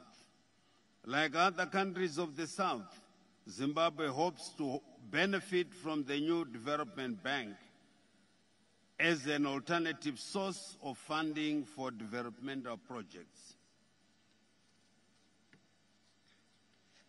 I am pleased to inform you that despite our detractors to undermine our democracy, which we fought for through the armed struggle, Zimbabwe successfully held the much anticipated 2023 harmonized general elections in accordance with our laws. We are also guided and informed by the SADC principles and guidelines governing elections, as well as the AU Declaration on Principles Governing Democratic Elections in Africa. These were elections in which all parties were free to campaign in all areas of the country. Elections which competing ideas were discussed and debated freely and openly. I took it upon myself and other opposition leaders to preach the message of peace, non-violence, harmony, love, and unity before, during, and after the elections. Zimbabweans went out in their millions to define their destiny and shape their future, calmly and peacefully, in full glare of a broad spectrum of international observers and global media. The electorate exercised its democratic right to elect leaders of its choice. Let me assure you that Zimbabwe will continue to be peaceful as we wait for the announcement of the harmonized general election results by the Zimbabwe Electoral Commission in line with our laws. In conclusion, let me assure you that as a country, we are fully behind BRICS in its role on Africa's development, in line with the theme of this summit, BRICS and Africa, Partnership for Mutually Accelerated Growth, Sustainable Development, and Inclusive Multilateralism, cross-court, and I thank you. Thank you. Thank you very much, Your Excellency. I now invite His Excellency Don Pramudwinai, Deputy Prime Minister and also Minister of Foreign Affairs of the Kingdom of Thailand. Thank you. Your Excellency, Mr. Paul Mashatile, Deputy President of the Republic of South Africa, Secretary General of the United Nations, Honorable President and Prime Minister distinguished delegates. I wish to thank the government of South Africa for hosting this BRICS Plus meeting at a time and juncture where vision, courage, and leadership are so needed to meet the increasingly complex challenges of our world. BRICS provides a foreground for the growing clout and role of emerging economies that could rise above the political and ideological divide. It represents a novel type of cooperation that not only recognizes but respects each nation's sovereign rights.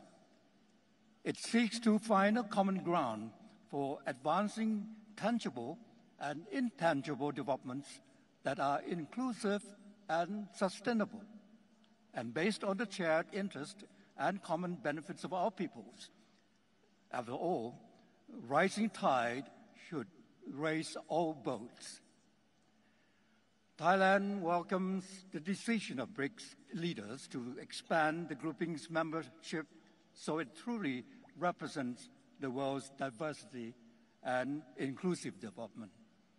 On our part, Thailand has partaken in all 3 BRICS Plus meetings since it was launched in 2017.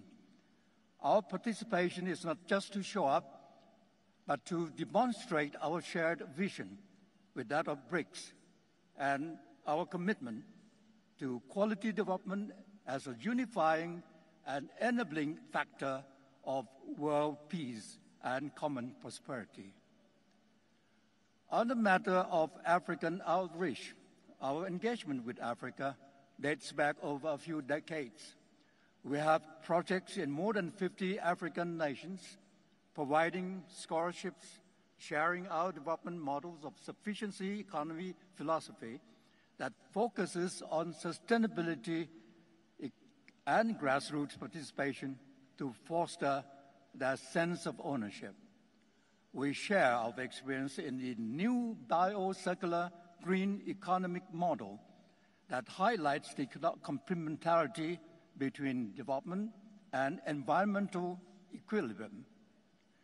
2 facts evident in BRICS and BRICS Plus efforts is the importance of multilateralism and cooperative competition, or co-opetition, that leads to the constructive outcomes for all involved, because its primary motivation is not to win at the expense of others, but rather to gain and optimize knowledge of relative competence for development and cooperation.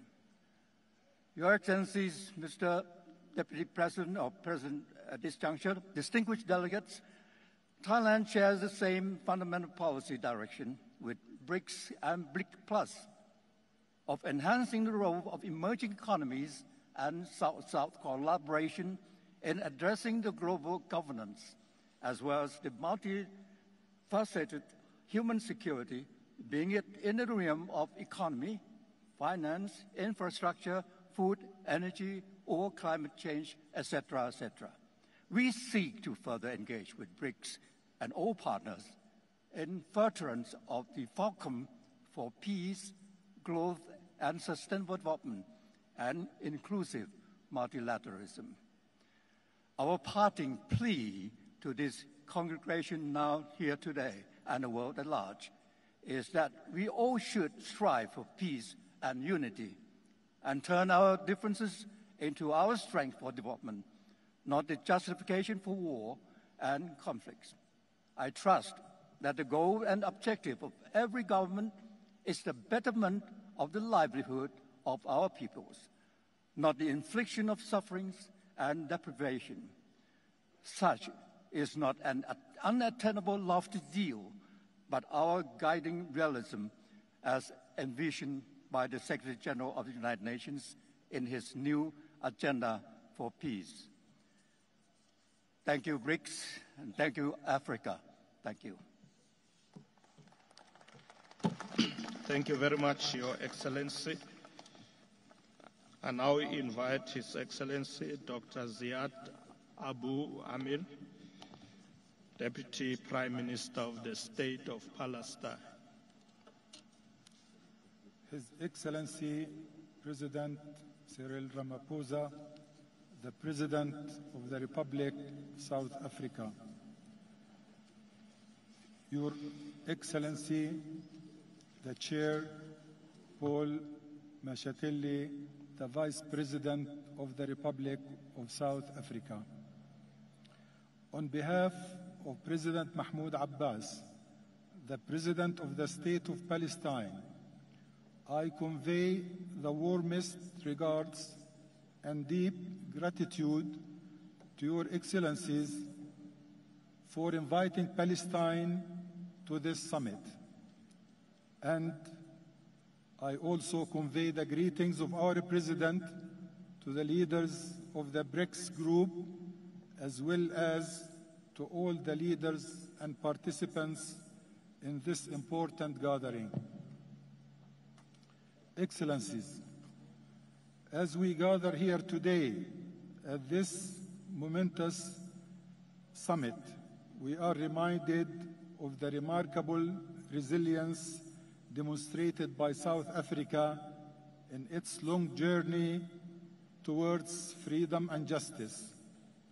Just as South Africa's unwavering spirit inspired the whole world, we, the people of Palestine, draw strength from that narrative of a triumph over apartheid, oppression, and injustice. I stand before you as a representative of a nation that has time and again demonstrated its unyielding commitment to peace, justice, and human dignity.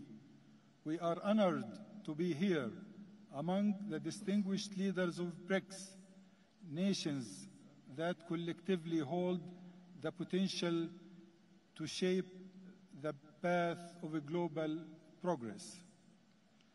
Our presence in this summit as one of the friends of BRICS, a coalition of nations eager to join this dynamic alliance, bears testimony to our shared aspirations for progress and prosperity. We recognize the significance of BRICS as a beacon of cooperation, paving the way for a new era of global economic development and equitable growth. We in Palestine fully embrace the goals of the BRICS countries and the summit are trying to achieve, be it managing the dangers of climate change, enhancing sustainable social and economic development, fighting poverty, and ensuring equality and justice in this world of ours.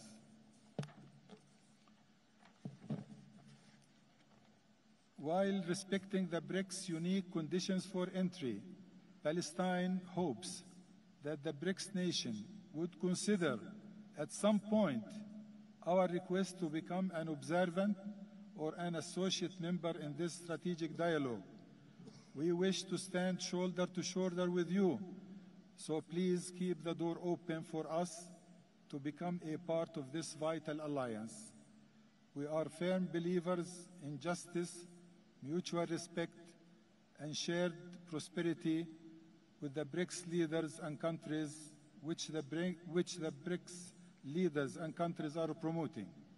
And now, as we set our sights on the future, we call on each of our friends to support us to end the Israeli occupation of our country, to extend international protection to the people of Palestine. It's crucial to support our bid to become a full member of the United Nations. This endeavor represents a tangible step towards ensuring a just and lasting peace in our region. Thank you all for your support for the just cause of Palestine. Thank you. Thank you very much, Your Excellency. And now we invite Dr. Abdul Latif bin Rashid Al Zayani, Minister of Foreign Affairs of the Kingdom of Bahrain. Thank you, Mr. Chairman. Bismillah ar-Rahman ar-Rahim. فخامة الرئيس رامافوسا رئيس جمهورية جنوب أفريقيا، أصحاب الفخامة والمعالي والسعادة، الحضور الكرام، السلام عليكم ورحمة الله وبركاته. يسرني أن أشارك في هذا الحوار باسم مملكة البحرين، وأن أنقل تحيات جلالة الملك حمد بن عيسى آل خليفة المعظم، وصاحب السمو الملكي الأمير سلمان بن حمد آل خليفة ولي العهد ورئيس مجلس الوزراء، وأطيب تمنياتهم لهذه القمة بالتوفيق والنجاح. إن البحرين تقدر مجموعة البريكس باعتبارها شريكا رئيسيا للعديد من الدول في تعزيز الأمن والاستقرار والتنمية المستدامة في العالم، وترحب بالرؤية التي تعكس عالما أكثر عدلا وإنصافا وازدهارا للجميع. وقد سرتنا إنجازات مجموعة البريكس في مختلف المجالات، بما في ذلك بنك التنمية الجديد وشراكة مجموعة البريكس في شأن الثورة الصناعية الجديدة، والتي تعزز التعاون في مجال التحول الرقمي والتصنيع والإبداع. إن التحديات التي تواجهها اليوم ونواجهها جميعا تتطلب شبكات ثقة وتعاون أقوى وأوسع نطاقا بين أكبر عدد ممكن من الدول، كما تمثل في مواجهة جائحة كوفيد-19 وعواقبها التي أثرت على الانتعاش الاقتصادي للبلدان في جميع أنحاء العالم. ولا بد أن نشيد هنا بالمجموعة لتضامنها والدعم الذي قدمته لمكافحة الجائحة وآثارها في العديد من دول العالم.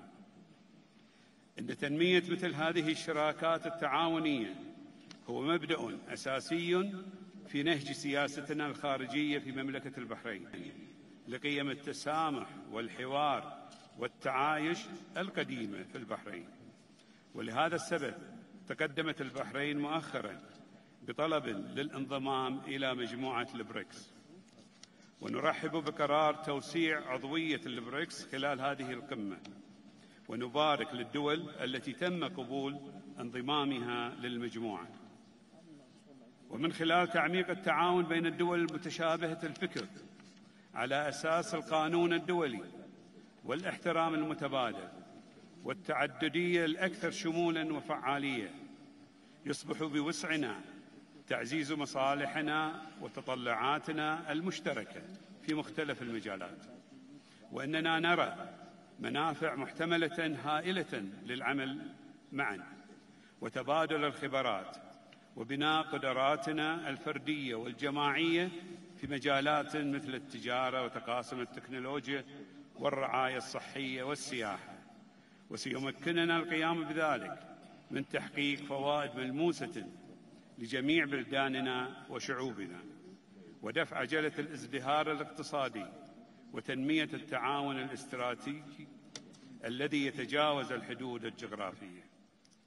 أصحاب الفخامة والمعالي والسعادة، أود التأكيد مجدداً على التزام مملكة البحرين الراسخ بتعزيز علاقاتنا مع دول مجموعة البريكس والدول المشاركة في حوار مجموعة البريكس بلس اليوم، كما أؤكد على أننا لا نزال حريصين على المشاركة الفعالة والبناءة في الاجتماعات المقبلة، وأعرب عن ثقتنا بأن هذه القمة ستكون معلماً بارزاً في تعزيز التعاون الدائم والعملي لصالح العالم أوسع.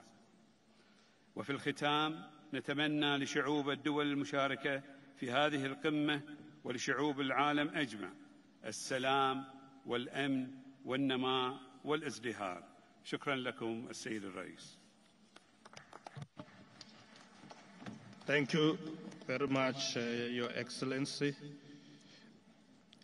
And now invite His Excellency, Mr. Sergei Alenik of the Republic of Belarus, the Minister of Foreign Affairs. You have the floor. Thank you, Mr. Chairman. Mr. President Ramaphosa, distinguished heads of state and governments, dear colleagues and friends, ladies and gentlemen. On behalf of the President of the Republic of Belarus, His Excellency Alexander Lukashenko, we congratulate the Republic of South Africa on its successful BRICS chairmanship and warm hospitality provided to all of us. Belarus highly appreciates the first-time opportunity to be a part of the BRICS Plus and BRICS Outreach dialogues.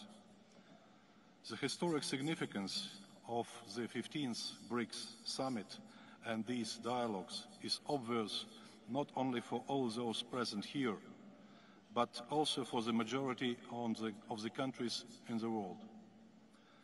At the times of global transformation, a key role should be played by the structures that do not multiply the dividing lines, but recognize the shared responsibility for the present and common future of the humanity. It is now more than ever the world needs organizations and platforms which seek ways to improve cooperation, to ensure development, and move forward rather than oppose each other. This is how Belarus sees BRICS. We are impressed by its inclusiveness and focus on common interests, equality and solidarity of all its members. This is the future we are seeking, whilst the discrimination and neo-colonial approaches should be left in the past. A growing number of countries wishing to join the association is a vivid proof of BRICS' appeal in the region and the world. Belarus is not beyond the pale of this process. Moreover, we maintain a high level of bilateral relations with all the member countries of BRICS. In May this year, President of Belarus officially expressed the intention of our country to join BRICS group. We hope that our application will be favorably considered and accepted. Of course, I would like to take this opportunity to congratulate all the countries which have been approved by BRICS members for the full-fledged membership.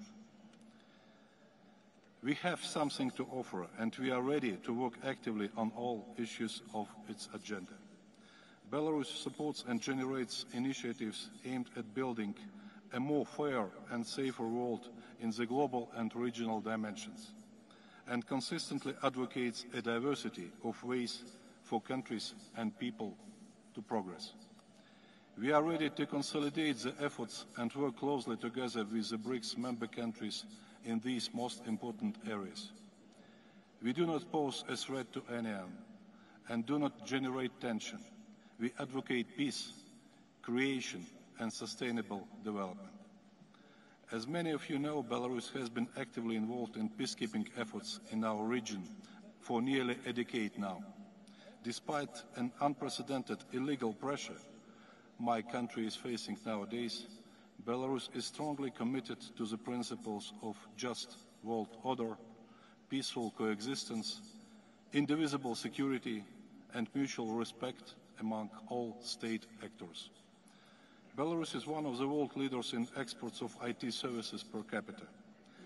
It's a significant producer of engineering, mining, agricultural machinery, chemical and petrochemical products, as well as food.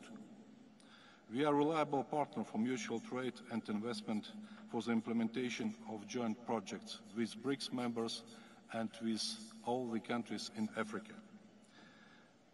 We are ready to share our knowledge, and we are rely on joint mutually beneficial work and cooperation. We are ready to make a significant contribution to maintaining international food security, including in the countries participating in today's dialogues. Belarus is one of the world leaders in production of potash fertilizers. Until 2022, our country's share in global potash trade was 20%. Last year, it dropped to 9%. This happened due to illegal restrictions on its transportation imposed by a number of Western countries. As a result, there was a shortage of fertilizers in the world and their prices went up. In 2022, Belarus' share in the African potash fertilizer market fell from 42% to 3%. As a result, 16% drop in the African grain harvest. In an effort to safeguard our joint interests and to prevent other countries from suffering for the benefit of Western ambitions, we are looking for the new logistics chains to restore fertilizer supplies. However, this requires non-standard solutions and new tools. We are ready to look for them together with you, our esteemed partners. We support the aspiration of the BRICS countries to expand cooperation in logistics and cross-border e-commerce. Belarus is ready to join the BRICS effort to increase mutual payments in national currencies and create common payment instruments. The dominance of the dollar and the euro in international trade is a source of increasing global risk, as the financial policies of their issuers are not credible. Developing countries must be protected against arbitrary action and be able to trade freely. The new BRICS Development Bank and its initiative to finance more projects in local currencies could play a key role in this process. We are interested to kick off the process of joining this young but very promising international financial structure. We are convinced that the solution to the challenges our countries facing nowadays would be facilitated by the combined efforts of various regional formats that have similar goals and approaches. We see such potential for cooperation in the synergy between BRICS, Eurasian Economic Union, Shanghai Cooperation Organization, perhaps other regional formats. We propose to think about the practical implementation of the initiative of the President of the Republic of Belarus to hold a joint summit of these organizations. We also support the initiative to hold the BRICS Sports Games in 2024. If invited, our team will be ready to take part in this significant sports event. Considering current discrimination within the international Olympic movement, we believe that all athletes should have the right to show their skills in a fair competition without political speculation. Excellencies, Belarus is confident in the future of BRICS and is ready to work for our common goals and for our common good. I thank you. Thank you very much, Your Excellency. I now invite His Excellency Carlos Pinto Pereira, Minister of Foreign Affairs, International Cooperation and Communities of the Republic of Guinea-Bissau. You have the floor.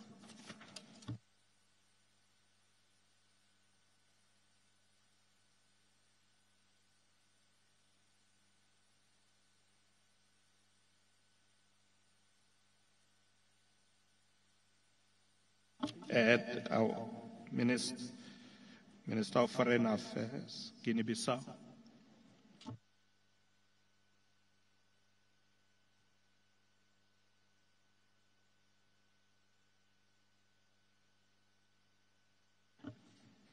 Okay, is the minister not here? Okay, we'll come back if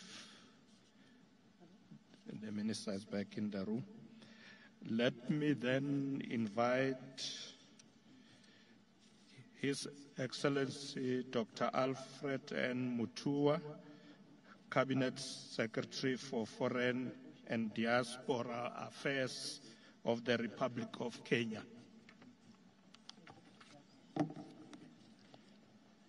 Thank you, Mr. Chairman. Your Excellency Cyril Ramaphosa, President of the Republic of South Africa and Chair of BRICS, Heads of State and Government from Africa and the Global South, Excellency Ministers, all protocols observed, ladies and gentlemen.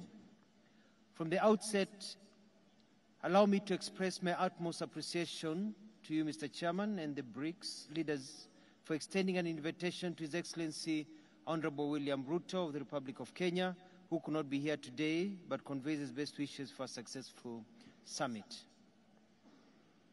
When the great King Shaka Zulu was expanding his empire from Natal to Bulawayo here in southern Africa, my ancestors in Kenya were walking long distances to the Indian Ocean coast to bring goods to other traders from the Middle East, Asia, and beyond.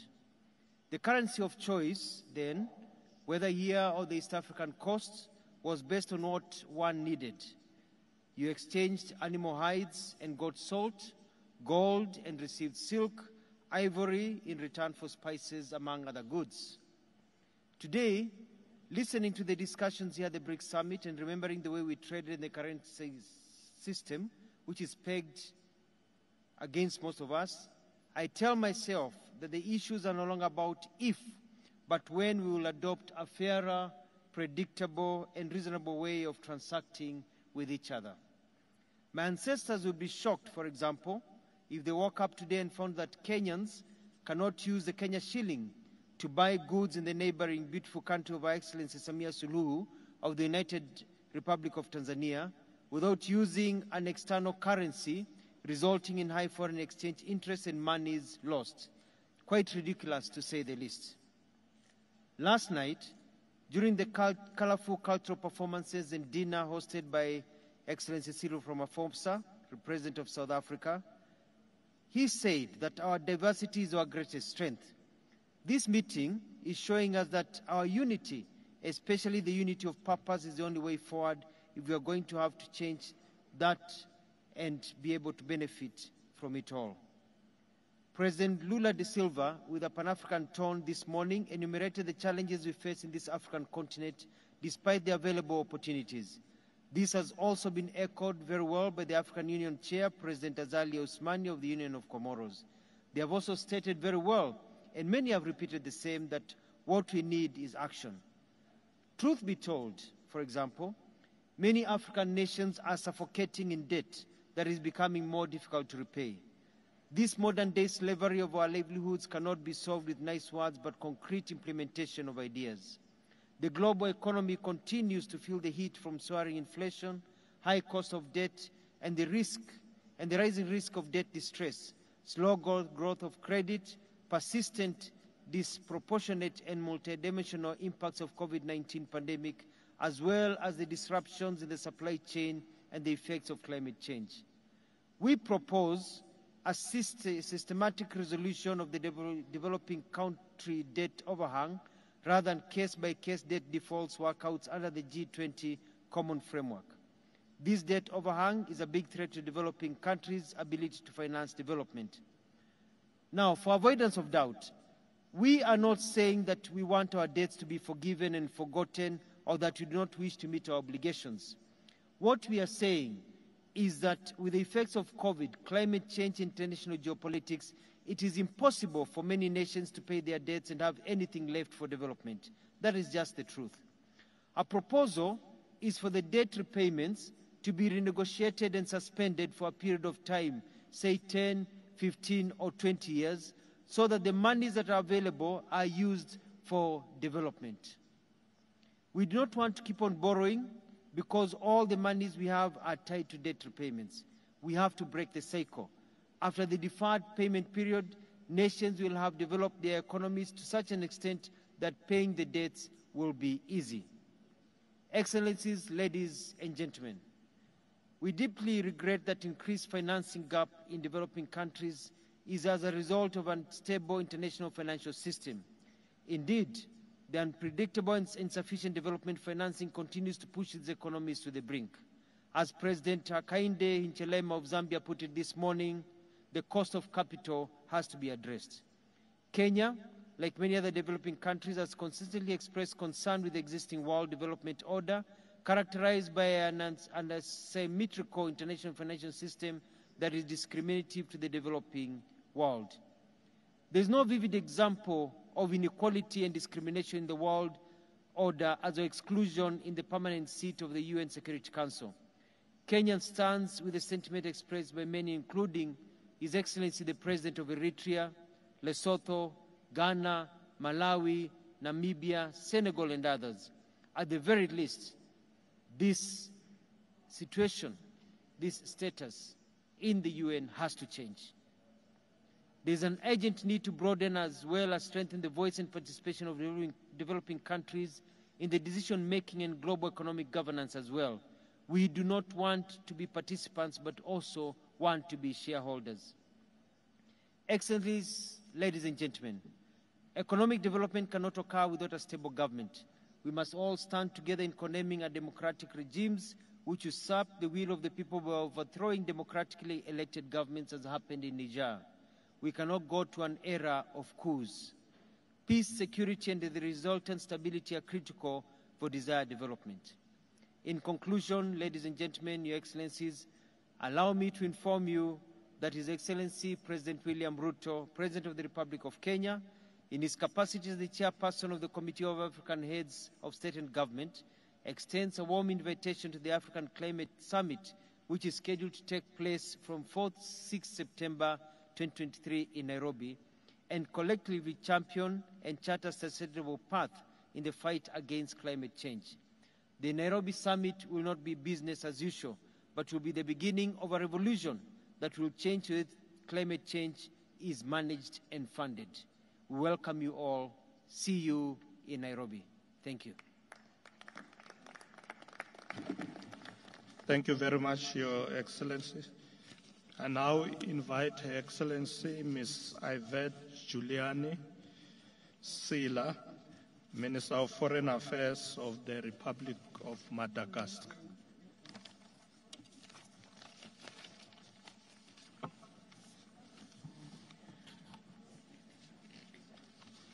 Excellences, Monsieur Cyril Ramaphosa, Président de la République d'Afrique du Sud et Président d'exercice des BRICS.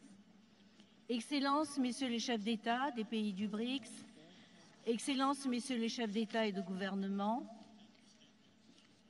Monsieur le Secrétaire général des Nations Unies, honorables délégués, Mesdames et Messieurs. Mes premiers mots s'adressent à Monsieur le Président, car je voudrais exprimer les profonds regrets de son Excellence Monsieur Ange Rajoelina, Président de la République de Madagascar, qui aurait voulu honorer personnellement cet important rendez-vous avec les leaders des BRICS, du BRICS+, et des chefs d'État de l'Afrique.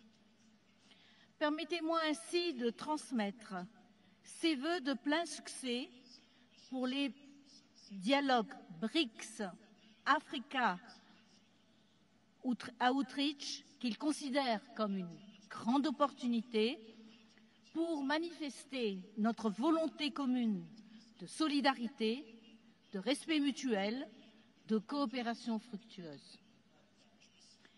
Je voudrais ensuite remercier le gouvernement et le peuple sud-africain pour l'accueil chaleureux ainsi que l'hospitalité réservée à la délégation malgache et à moi-même depuis notre arrivée à Johannesburg. J'aimerais également saluer le leadership de la République d'Afrique du Sud pour l'organisation réussie de cette rencontre internationale d'envergure à laquelle nous avons le plaisir de prendre part. Ces pays jettent une lumière particulière sur le continent africain et les pays du Sud. À un moment où le monde a besoin de solidarité, d'action collective et de réponses communes face aux défis émergents et partagés. Le thème choisi, tout d'abord, est un thème pertinent qui répond aux préoccupations du temps présent. Le thème est un thème opportun et porteur puisqu'il reflète nos aspirations ainsi que les résultats voulus et attendus pour une croissance et un développement durable pour tous. Ce thème reflète un souci d'équité face aux inégalités. Ainsi, une croissance accélérée doit être équitablement partagée. Un des défis centraux de l'Afrique est en effet de réduire la pauvreté à grande échelle, transformer les économies du continent en vue de créer plus de richesses. À ce titre, nous, pays africains, nous nous attelons au développement et à la diversification de notre marché pour accroître notre part au commerce international ainsi qu'aux chaînes de valeur mondiales.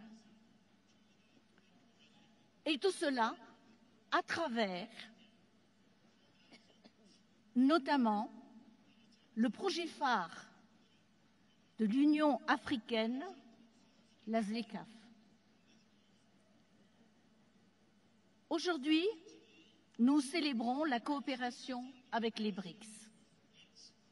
Que nous apporte donc cette coopération? La coopération entre l'Afrique et les BRICS nous permettent de bénéficier d'un soutien technique et financier. Par ailleurs, l'Afrique compte sur l'augmentation de ses échanges commerciaux, des investissements étrangers directs, ainsi que de l'aide publique au développement en provenance de nos partenaires émergents. Pour Madagascar, nous nous réjouissons particulièrement de la coopération entre Madagascar et les pays membres du BRICS dans des domaines clés du développement tels que, entre autres, les infrastructures, l'agriculture, le renforcement de capacités et encore le commerce. L'objectif de Madagascar, de l'État malgache, est de réaliser les ambitions et les aspirations du peuple, celle de voir Madagascar sur le chemin de l'industrialisation, d'être un pays compétitif et attractif. Dans cette optique, nous avons opéré des réformes porteurs de changement en faveur de mesures incitatives qui ont été initiées en vue d'attirer les investissements massifs sur Madagascar dans tous les domaines du développement, l'agriculture, l'industrie minière, ainsi que la promotion de l'industrialisation, tout cela pour soutenir la création d'emplois et pour apporter de la valeur ajoutée à nos produits.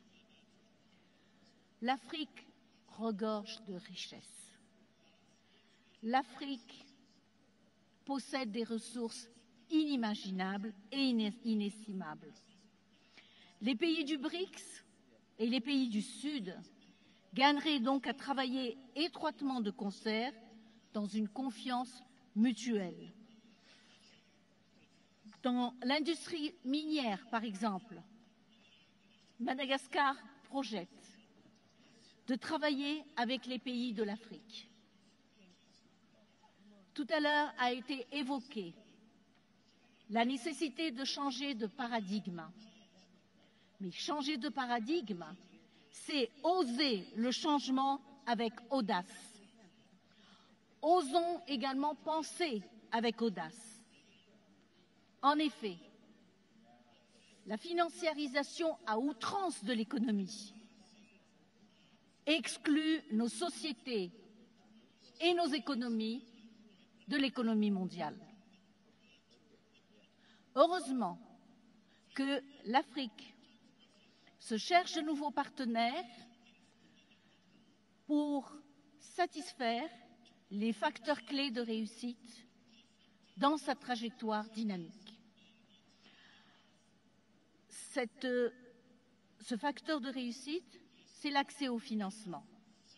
L'Afrique gagne en effet à étendre son partenariat avec la nouvelle banque de développement des BRICS pour soutenir nos gouvernements dans la mise en œuvre de projets de développement durable, à l'instar des énergies renouvelables, qui représentent pour nous une priorité afin de pallier au faible taux d'accès à l'énergie.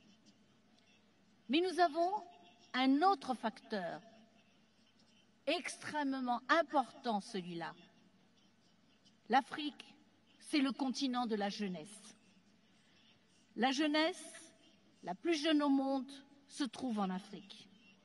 Nos jeunes représentent un bassin de potentiel énorme.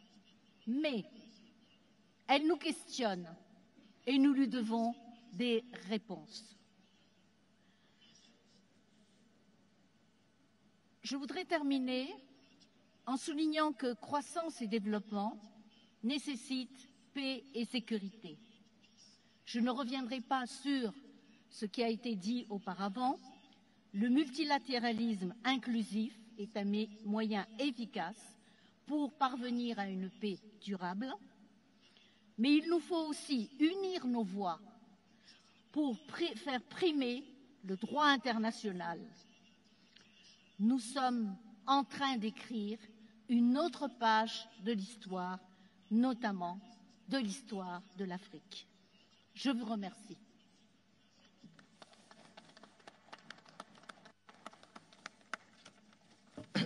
Thank you very much, Minister. I now invite His Excellency Mr. Alain Ganou, Minister of Land Transport and Land Rail, Foreign Affairs, Regional Integration and Trade of the Republic of Mauritius.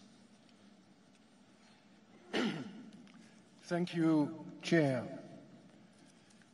Your Excellency, Mr. Cyril Ramaphosa, President of the Republic of South Africa and Chair of BRICS, Your Excellencies, respected leaders of the BRICS, distinguished heads of state and government, ladies and gentlemen, and dear friends.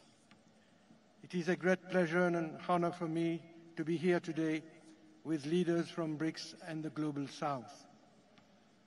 I wish at the very outset to convey the warm greetings of Honorable Pravin Kumar Jagnnath, the Prime Minister of the Republic of Mauritius, who unfortunately could not be present.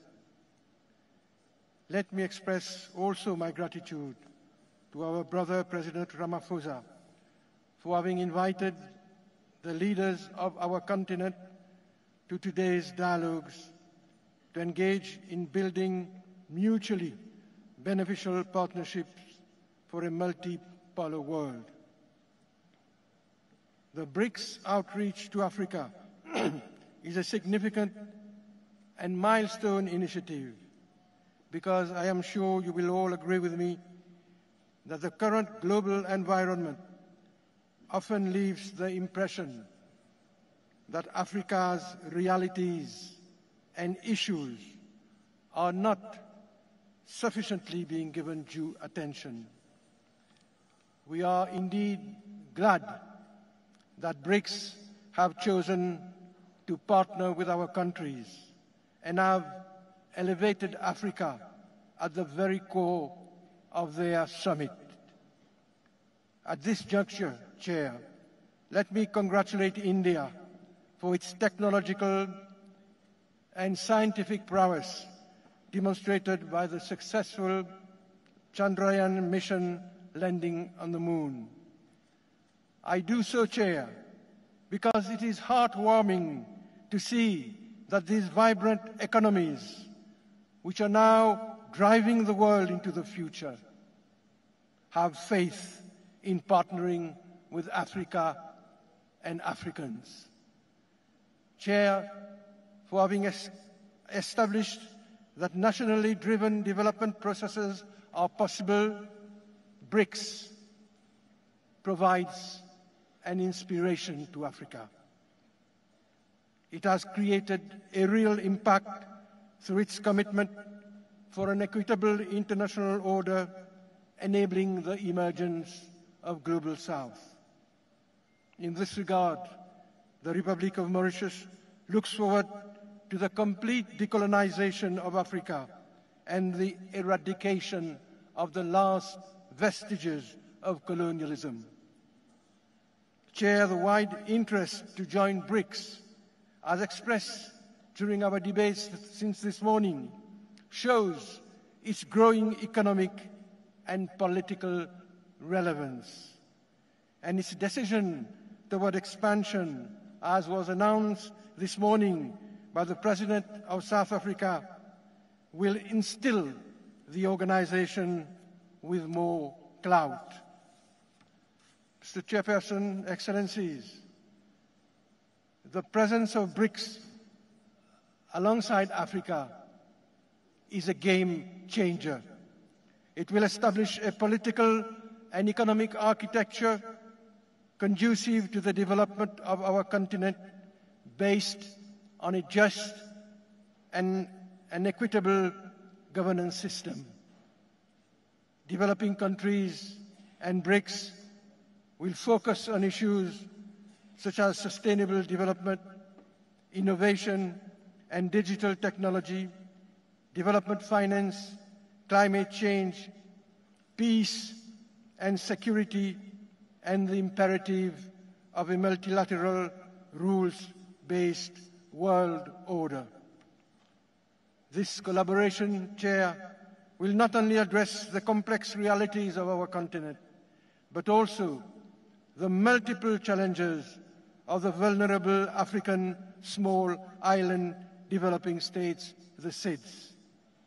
The Secretary General of the United Nations this morning indicated that SIDS are today facing an existential threat, and this is no exaggeration. Chair, while Africa can look forward to business proposals from BRICS, African economies can offer large and affluent markets. BRICS can also provide investment finance, which was once the monopoly of the developed world. Mauritius, as the rest of Africa, expects mutually beneficial trade, investment, and economic cooperation. Africa can benefit from the expertise which has propelled BRICS' robust economic growth through technology transfer and development policies. As a strong organization promoting diversity and inclusivity and sharing the values of developing countries, BRICS has rekindled the hope for a multipolar world. Together, we have the opportunity of reshaping the rules and the global governance structures so that they become more responsive to the aspirations of our countries and peoples. Indeed, Chair, many of the long-standing arrangements which determine trade and development do not adequately serve the interest of developing countries. The international financial system is an obvious example and a clear illustration. Our food security, energy security, and even the security of our people are often the first casualties of international events.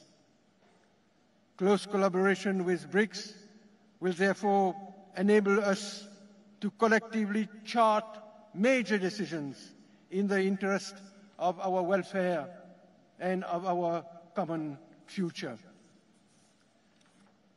Chair, Excellencies, Mauritius believes in regular consultations between BRICS and Africa, which will strengthen our partnership and address issues on the global agenda for a better and brighter future. We are confident that the South African chairmanship of the BRICS will continue to be the voice of the Global South and promote inclusivity. Let me conclude, Chair, by reiterating our deep appreciation to the Government of South Africa for its invitation to the summit, for its warm welcome and its hospitality. I have done, Chair, and I thank you for your attention. Thank you very much, Minister. I now take this opportunity to invite His Excellency Mr. Abzir Omar Jama, Minister of Foreign Affairs and International Cooperation of the Republic of Somalia, Federal Republic of Somalia. You have the floor. Your Excellency, honorable delegates of the BRICS nations, distinguished guests, ladies and gentlemen, Assalamu alaikum wa rahmatullahi wa barakatuh.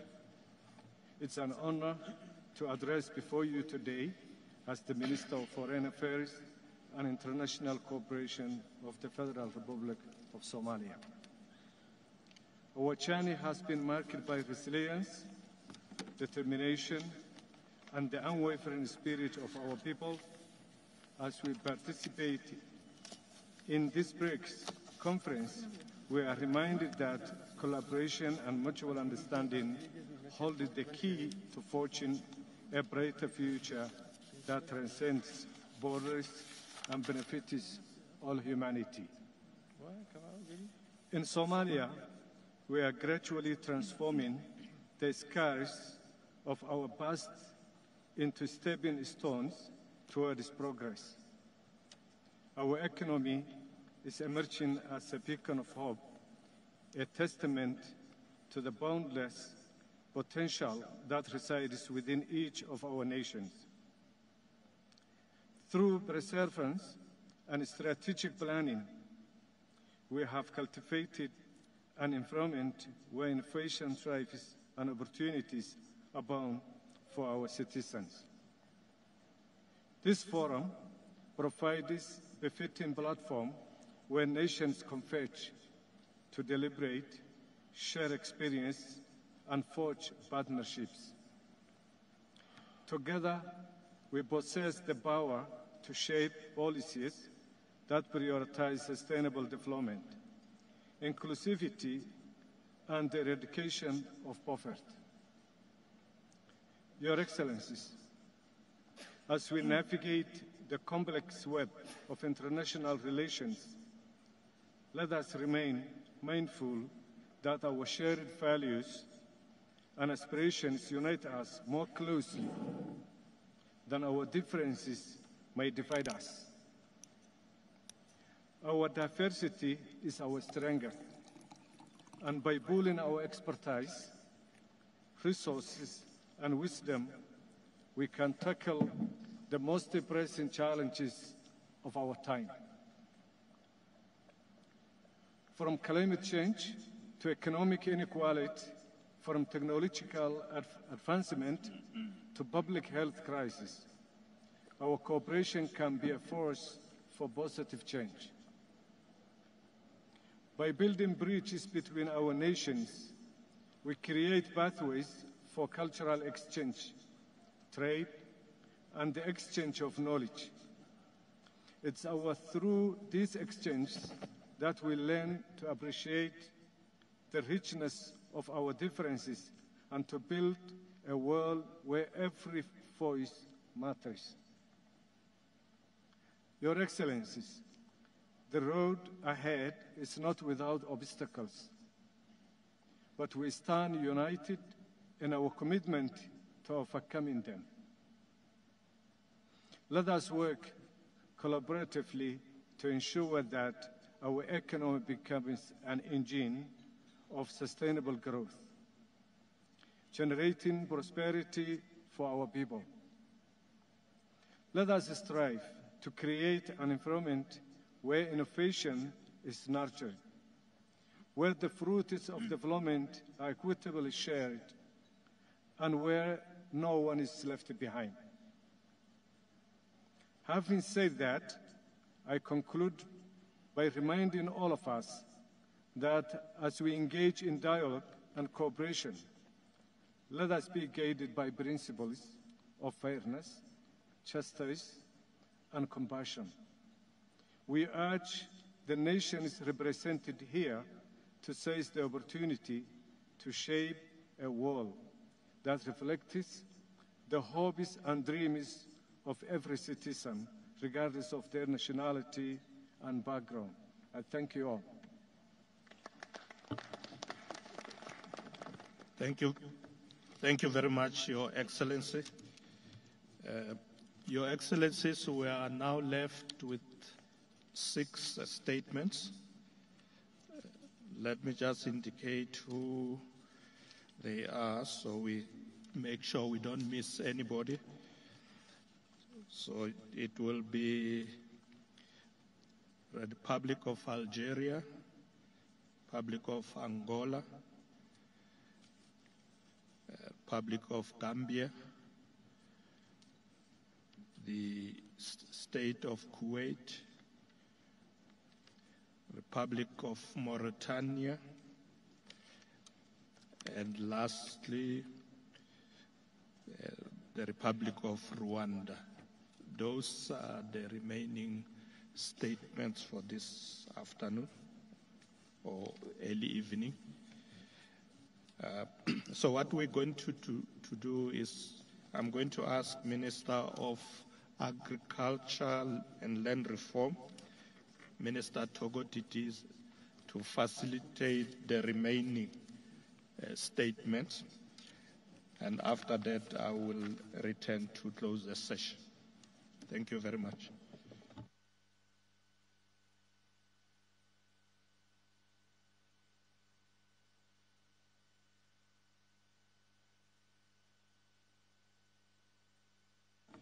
Thank you very much, Deputy President Mashatile, and good evening, ministers and deputy ministers present. I would now like to invite His Excellency, the Minister of Finance of the People's Democratic Republic of Algeria, Mr. Lazil Fayed. Over to you, sir. سيد الرئيس، أصحاب السمو والمعالي والسعادة، أيها السيدات والسادة الأفاضل، اسمحوا لي في البداية أن أنقل لكم تحية الأخوية لرئيس الجمهورية الجزائرية السيد عبد المجيد تبون، وأخص بالذكر قادة الدول مجموعة البريكس وعلى رأسهم أخيها رئيس جنوب إفريقيا ماتاميلا سيريل رامافوزا على دعوته الكريمة للمشاركة في هذا المنتدى، حيث تناقش أهم الرهانات العالمية المترابطة وترتسم معالم مستقبل واعد لتعاون وتضامن الدوليين. سيد الرئيس، إن التغيرات المتسارعة التي يشهدها العالم اليوم أفرزت مزيج معقد من التحديات التي يجب التصدي لها ومن الفرص التي ينبغي استغلالها على أمثل وجه. ففيما يخص التحديات فإن العولمة السعيدة كما وصفت أصبحت اليوم في التراجع، وأطر الشركات متعددة الأطراف قد انتبه انتعاش الأنانيات والتشكيك في الغير والانكماش على الذات، كما بات من الواضح أن السلوكيات الأحادية ومنطق الإملاءات قد فرضت على الدول النامية محل القيم الأساسية للتعاون والشراكة والتضامن. أمام هذه التجاذبات فإن الموضوع الذي اختارته رئاسة جنوب إفريقيا لهذا الاجتماع يستوقفنا جميعا ليعبر على ضرورة الملحة لإعادة الترتيب النظام الدولي من منظوم الاستدامة والشمولية من خلال الارتكاز على مبادئ العدالة والإنصاف والتعددية القطبية المتناسقة. إن الجزائر تتقاسم هذه المبادئ الأساسية مع مجموعة البريكس التي تبرز اليوم كمحرك للتغيير الإيجابي في العالم، حيث تشكل مقاربة الشراكات التي تقدمها الدول المجموعات بديلا مجديا للتوترات والانقسامات التي تميز العالم اليوم، وفرصة لبناء نظام دولي منصف ومتعدد الأقطاب قائم على الاحترام المتبادل. إن التاريخ يشهد بأن الجزائر كانت فتليعة الدول التي رفعت من أجل بناء نظام عالمي اقتصادي جديد أكثر عدالة، حيث أقرت بلادي بمناسبة انعقاد الجمعية الرابعة لحركة عدم الانحياز بالجزائر في سبتمبر 1973 بأن جميع وسائل التحكم في الاقتصاد العالمي هي حكر على أقلية من الدول المتقدمة، داعيا بذلك إلى نظام دولي قائم على مبادئ العدالة والإنصاف. وعليه فنحن نرى أن رؤية مجموعة البريكس ما هي إلا امتداد لتصور الذي طالما دفعت عنه الجزائر منذ العقود. سيد الرئيس، إن الجزائر انطلاقا من تطابق وجهات نظرها مع الدول هذه المجموعة هي حيث رؤية استراتيجية ومبادئ الأساسية تقدمت بترشحها للانضمام إليها من منطق إدراكها أن خيار تحالف وتكتل هو خيار سيادي واستراتيجي وتنموي من شأنه أن يشكل لبنة تضاف لأطر التعاون والشراكات القائمة مع مكونات المجتمع الدول الأخرى، إذ أخذت بلادي علما بالقرار الذي أعلن عنه اليوم قادة مجموعة البريكس القاضي بدعوة 6 دول جديدة للعضوية المجموعة كمرحلة الأولى، وتطلعهم لفتح المجال في المستقبل القريب للدول الأخرى. فإن قناعتنا تظل راسخة بأن الجزائر بتاريخها المجيد ورصيدها الثري في مختلف المجالات بالإضافة إلى موقعها الجيوستراتيجي تقدم في مسعاها لعضوية مزايا جلية باقتصادها في التنوع والنمو التصاعدي بفضل طاقة شبانية خلاقة وموارد طبيعية وفيرة، وهي كلها عوامل تخلق فرص للتعاون المثمر داخل المجموعة. بالإضافة إلى هذه المؤهلات، فإن تمسك الجزائر بأولوية الحلول السلمية للنزاعات وإيمانها بضرورة تغليب مبدأ الحوار في حل الأزمات والاحترام للقانون الدولي والدعم القضايا العادلة يعكس التزامها بتحقيق السلم والاستقرار والعدالة على الصعيد العالمي، كما سيعزز تمثيل إفريقيا في نقاشات العالمية. سيد الرئيس، في الختام بودي أن أؤكد مجددا استعدادنا على العمل مع مجموعة البريكس لتأسيس شراكة متينة ودائمة وفق التصور التكاملي يعزز التعاون جنوب ويوثق روابط الأخوة بين الدول الأعضاء يكون فيه الاحترام المتبادل القاعدة الأساسية في تفاعلاتنا. أشكركم على كرم الإصغاء، والسلام عليكم ورحمة الله تعالى وبركاته. Thank you very much, Your Excellency. We'll now move to His Excellency Mr. Jose Lima Musano, the Minister of Economic Coordination of the Republic of Angola. Over to you, sir. Thank you. Sua Excelência, Sr. Cyril Ramaphosa, Presidente da República da África do Sul, Excelências Chefes de Estado dos BRICS, Excelências Chefes de Estado e de Governo, Ministros e representantes de organizações internacionais, altos funcionários e membros do corpo diplomático, minhas senhoras e meus senhores. Em nome de Sua Excelência, Sr. João Manuel Gonçalves Lourenço, Presidente da República de Angola, gostaria de agradecer a Vossa Excelência, Sr. Presidente Cyril Ramaphosa, pelo convite e pela calorosa hospitalidade que nos foi reservada. Compreendemos que a realização deste importante encontro sobre a extensão BRICS África e diálogo BRICS Plus, que nos coloca reunidos aqui hoje, reconhece a oportunidade para uma cooperação multilateral equilibrada e o fortalecimento de parcerias mutuamente vantajosas entre países e comunidades que perseguem objetivos comuns de desenvolvimento socioeconómico. As diversas crises que vivemos mundialmente neste século deixam a clara importância do desenvolvimento sustentável para o continente africano, que tem perto de 18% da população mundial e onde cerca de 60% tem menos de 25 anos, mas que ainda apresenta níveis elevados de pobreza, não obstante as potencialidades económicas que se reconhecem em cada um dos nossos países. A República de Angola é bem conhecida dos BRICS, porque mantém relações diplomáticas e económicas de longa data, que consideramos estratégicas e de imenso valor.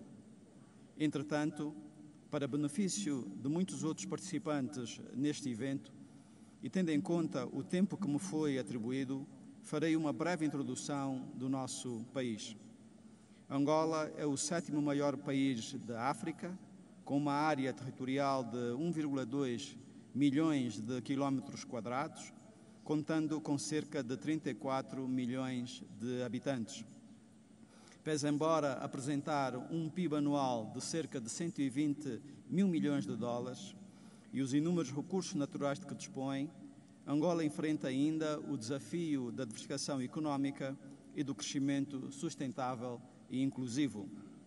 Assim, entre outros objetivos, definimos como prioridades o desenvolvimento do capital humano para proporcionar melhores oportunidades de inclusão social e de geração de renda.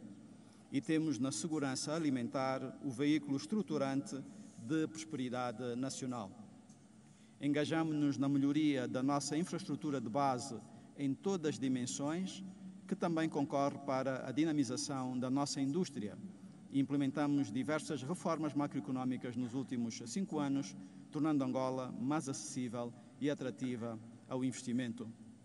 São imensas as oportunidades, desde a agricultura à pesca, exploração de madeira, mineração, produção industrial, turismo, banca, seguros, construção, telecomunicações, etc. Mas gostaria de destacar a nossa grande extensão de terras férteis, o clima favorável à agricultura, os muito grandes rios que atravessam o nosso país e que representam uma boa base para o alcance da segurança alimentar com o apoio dos BRICS e dos parceiros de cooperação aqui presentes. Por último, mas não menos importante, sublinho que Angola é um país que se mantém firme no compromisso com a paz e com a cooperação internacional, baseada na soberania dos Estados e no respeito mútuo entre nações. Gostaria de terminar esta minha breve nota estendendo um convite para visitarem Angola e explorar as oportunidades que temos para partilhar no espírito da plataforma BRICS. Muito obrigado. Muito obrigado. Thank you very much, Your Excellency. Just to apologize to everyone, my colleagues, that we did not have the translation in Portuguese. Thank you very much. We now move to His Excellency Mr. Boubacar Osmania Diouf, the Minister of Trade, Industry, Regional Integration and Employment of the Republic of the Gambia. Over to you, sir. Your Excellencies, Heads of State of BRICS countries, Your Excellencies, Heads of State from African countries, Your Excellency, the United Nations Secretary General, honorable ministers here present, members of the Diplomatic and Consular Corps, ladies and gentlemen, it is indeed an honor and privilege to join the BRICS family as representative of His Excellency Adama Barrow, President of the Republic of the Gambia, who could not attend the summit due to other domestic commitments. Please allow me, on behalf of His Excellency, the President, to thank President Ramaphosa of South Africa for inviting the Gambia to attend the BRICS Africa Outreach and BRICS Plus dialogue. In addition, I want to take this opportunity to further thank the President of South Africa and the people of South Africa for the hospitality and excellent facilities accorded me and my delegation since my arrival in this beautiful city of Johannesburg. Chairperson, BRICS nations have become a strong engine of South-South cooperation.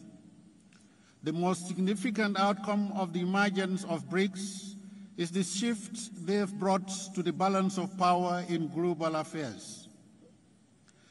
The past decade has steadily accelerated commercial and strategic engagements between BRICS and Africa. The BRICS countries constitute Africa's largest trading partners and are home to their newest investors. BRICS has nourished Africa's economic emergence and elevated the continent's contemporary global positioning. A BRICS-Africa partnership would be important for Africa's journey towards structural transformation to achieve green industrialization and to leapfrog towards cleaner technologies. For sustainable and inclusive development, we must pursue a transformational agenda that is aimed at reconciling economic growth with ecological limits and social equity.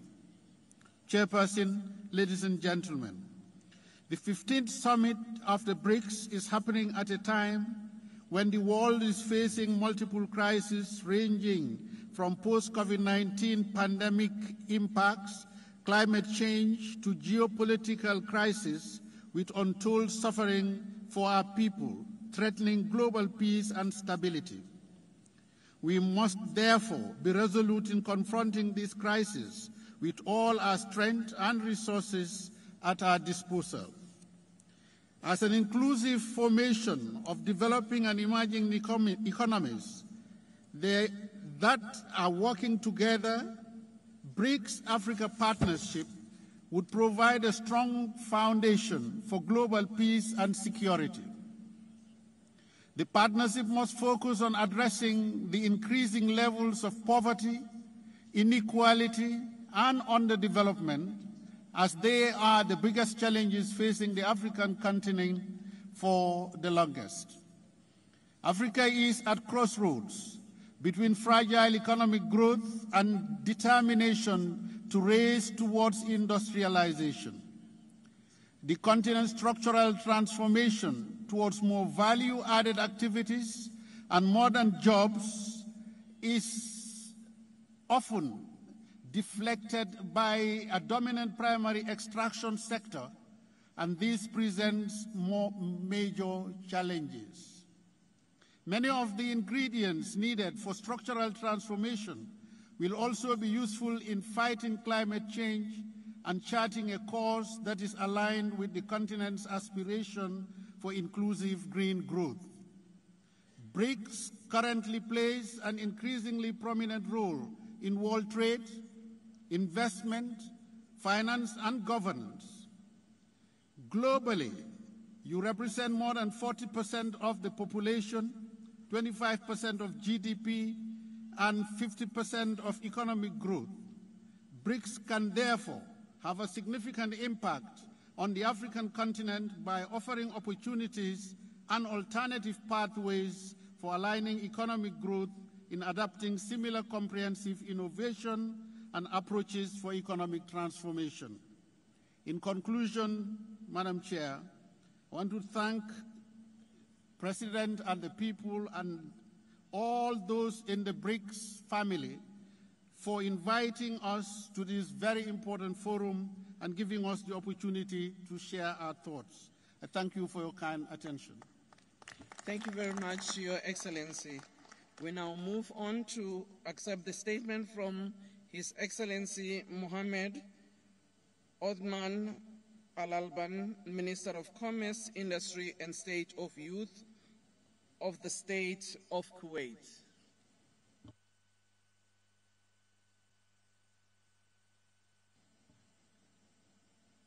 Over to you, sir.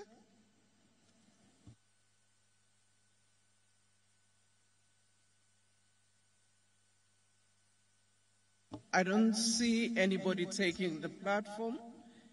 Do we have Kuwait in the room?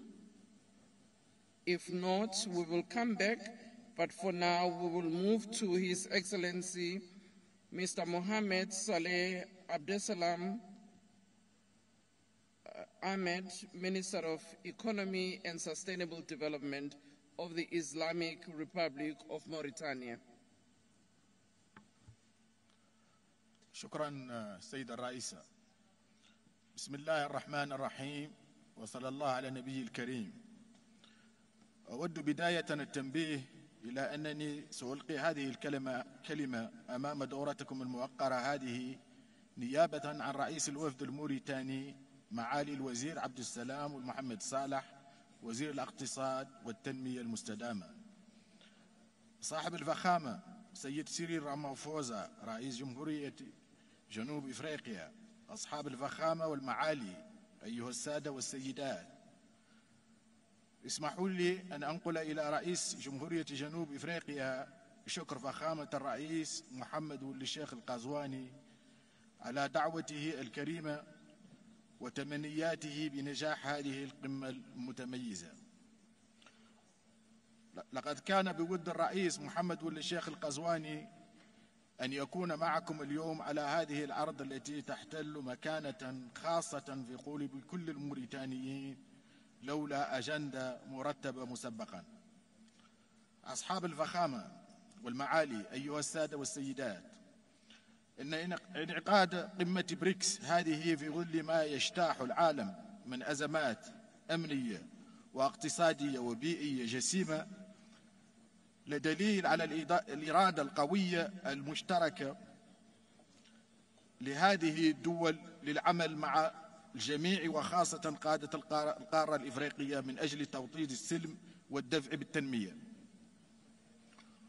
وفي هذا الإطار فإن قناعتنا في الجمهورية الإسلامية الموريتانية هي أن نجاعة ما يقام به من توحيد الجهود والوسائل لحل النزاعات رهين بالقدرة على بناء نهضة شاملة تأخذ في عين الاعتبار تحديات البطالة والهشاشة والتفاوت والتهميش خاصة ضد المرأة الريفية والتغييرات المناخية.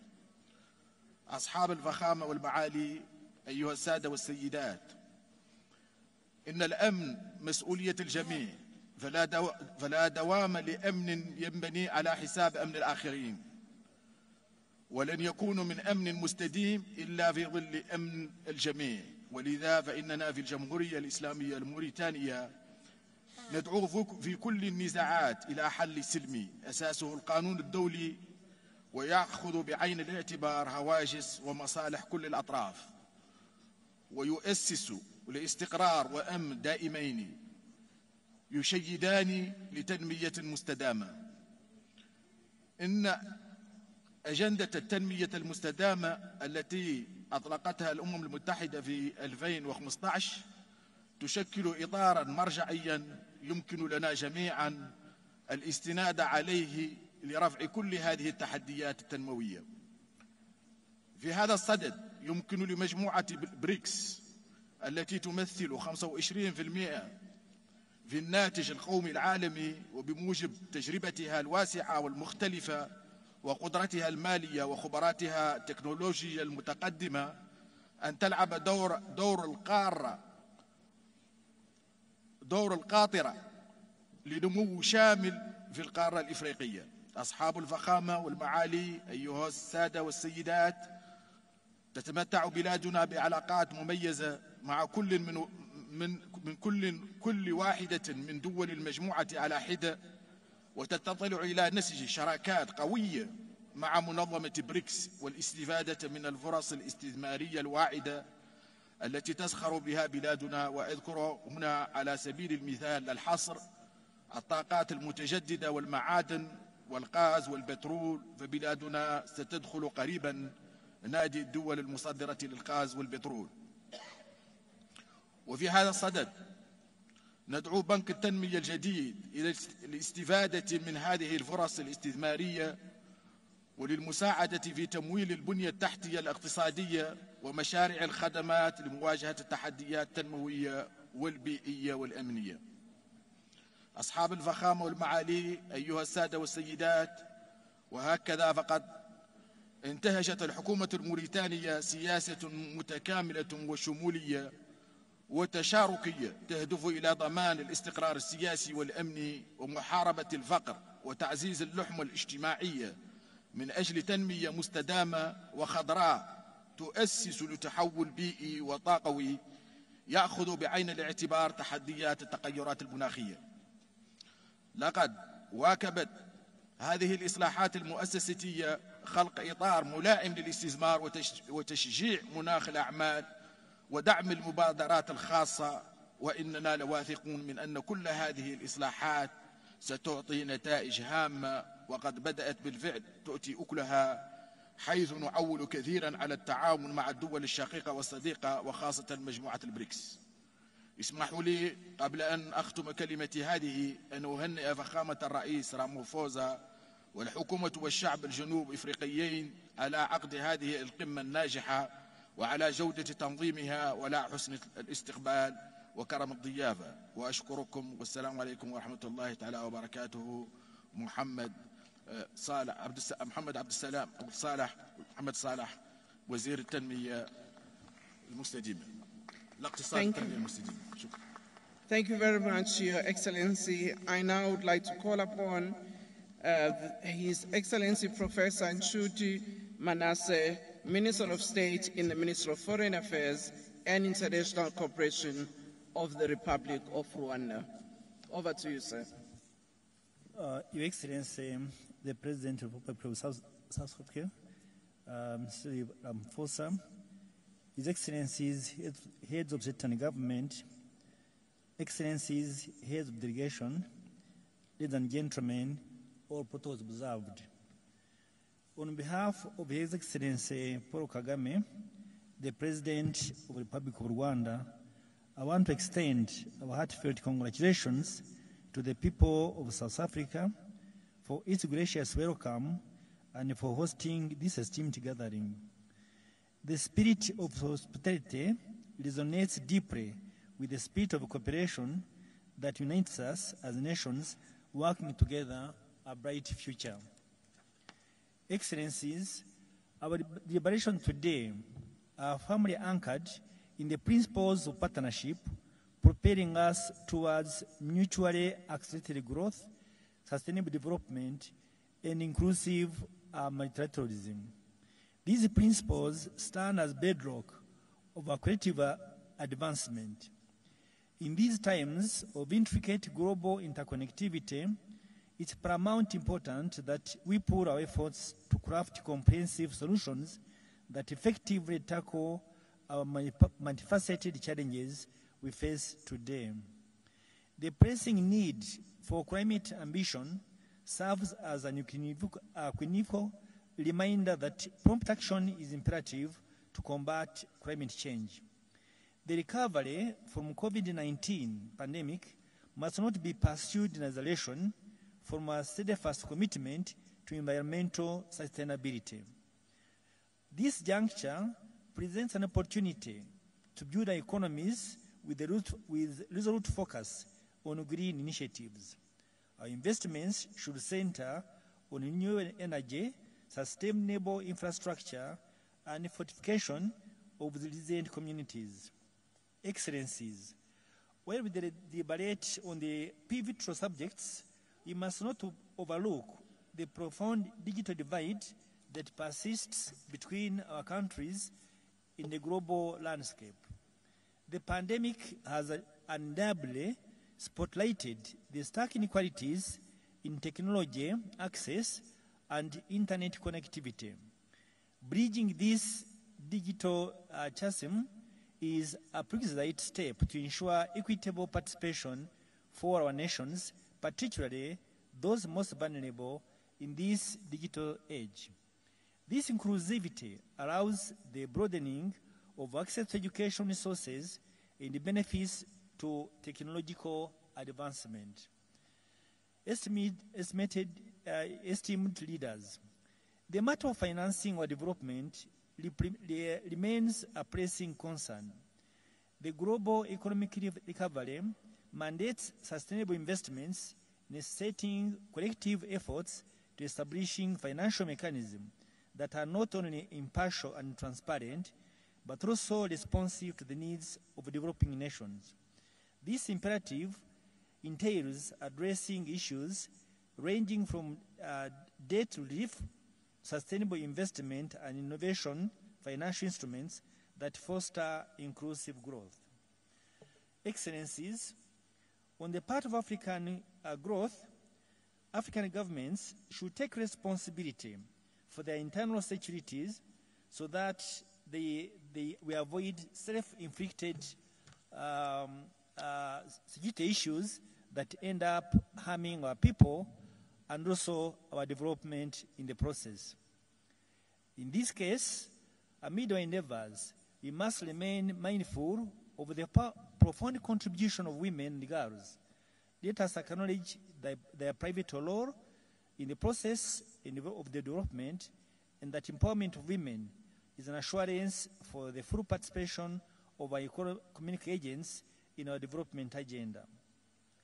Excellencies, to conclude my remarks, I wish to extend our invitation to all of you to join us in Kigali in June 2024 for the third meeting of the least developed countries, landlocked countries, and small island developing states known as Kigali Program Action. Through it, we aim to propel our shared objectives of inclusive global economic recovery and sustainable development. I thank you for your kind attention. Thank you very much, Your Excellency. I would like to check whether His Excellency Mohammed Otam Alaban from the Republic of Kuwait is still here. If not, I would like to thank all of you, Your Excellencies, for the interventions that you have made, and I would like to call upon our Deputy President, Mr. Paul Mashatile, to close the session. Over to you, sir.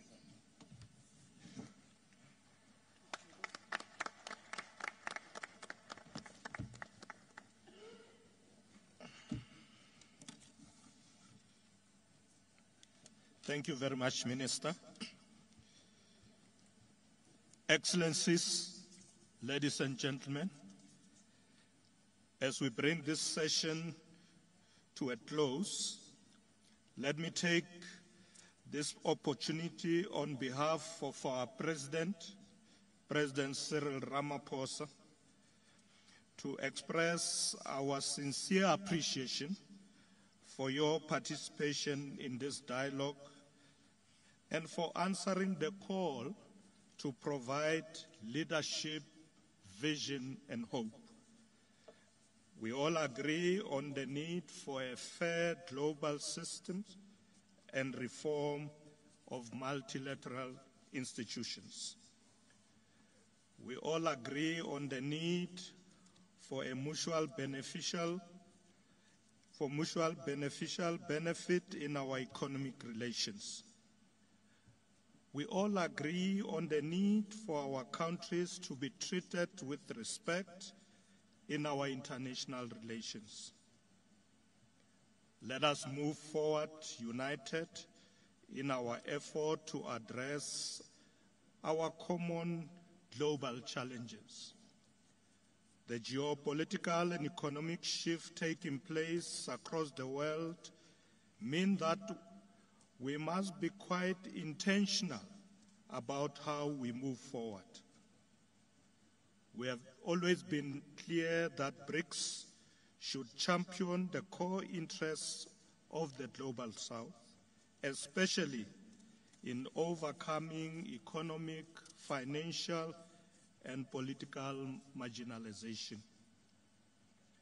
There is broad consensus on the need for the reform of the architecture of global relations. Without that reform, the vision we set out will not be realized. We need to increase the representation of Africa and the South in all global structures. There should be nothing about us without us. We must continue to champion multilateralism with the United Nations and international law at its core. Actions that seek to limit our policy space, to make us conform to one worldview, to limit our foreign policy independence, or to entrench vested interests are an obstacle to multilateralism. Discriminatory trade barriers, policies, and border adjustment measures must be eliminated. These include punitive measures designed to reduce the competitiveness of countries of the Global South. There must be equal opportunities for Africa and the countries of the Global South to access finance, supply chains, trade and investment opportunities. Africa and the Global South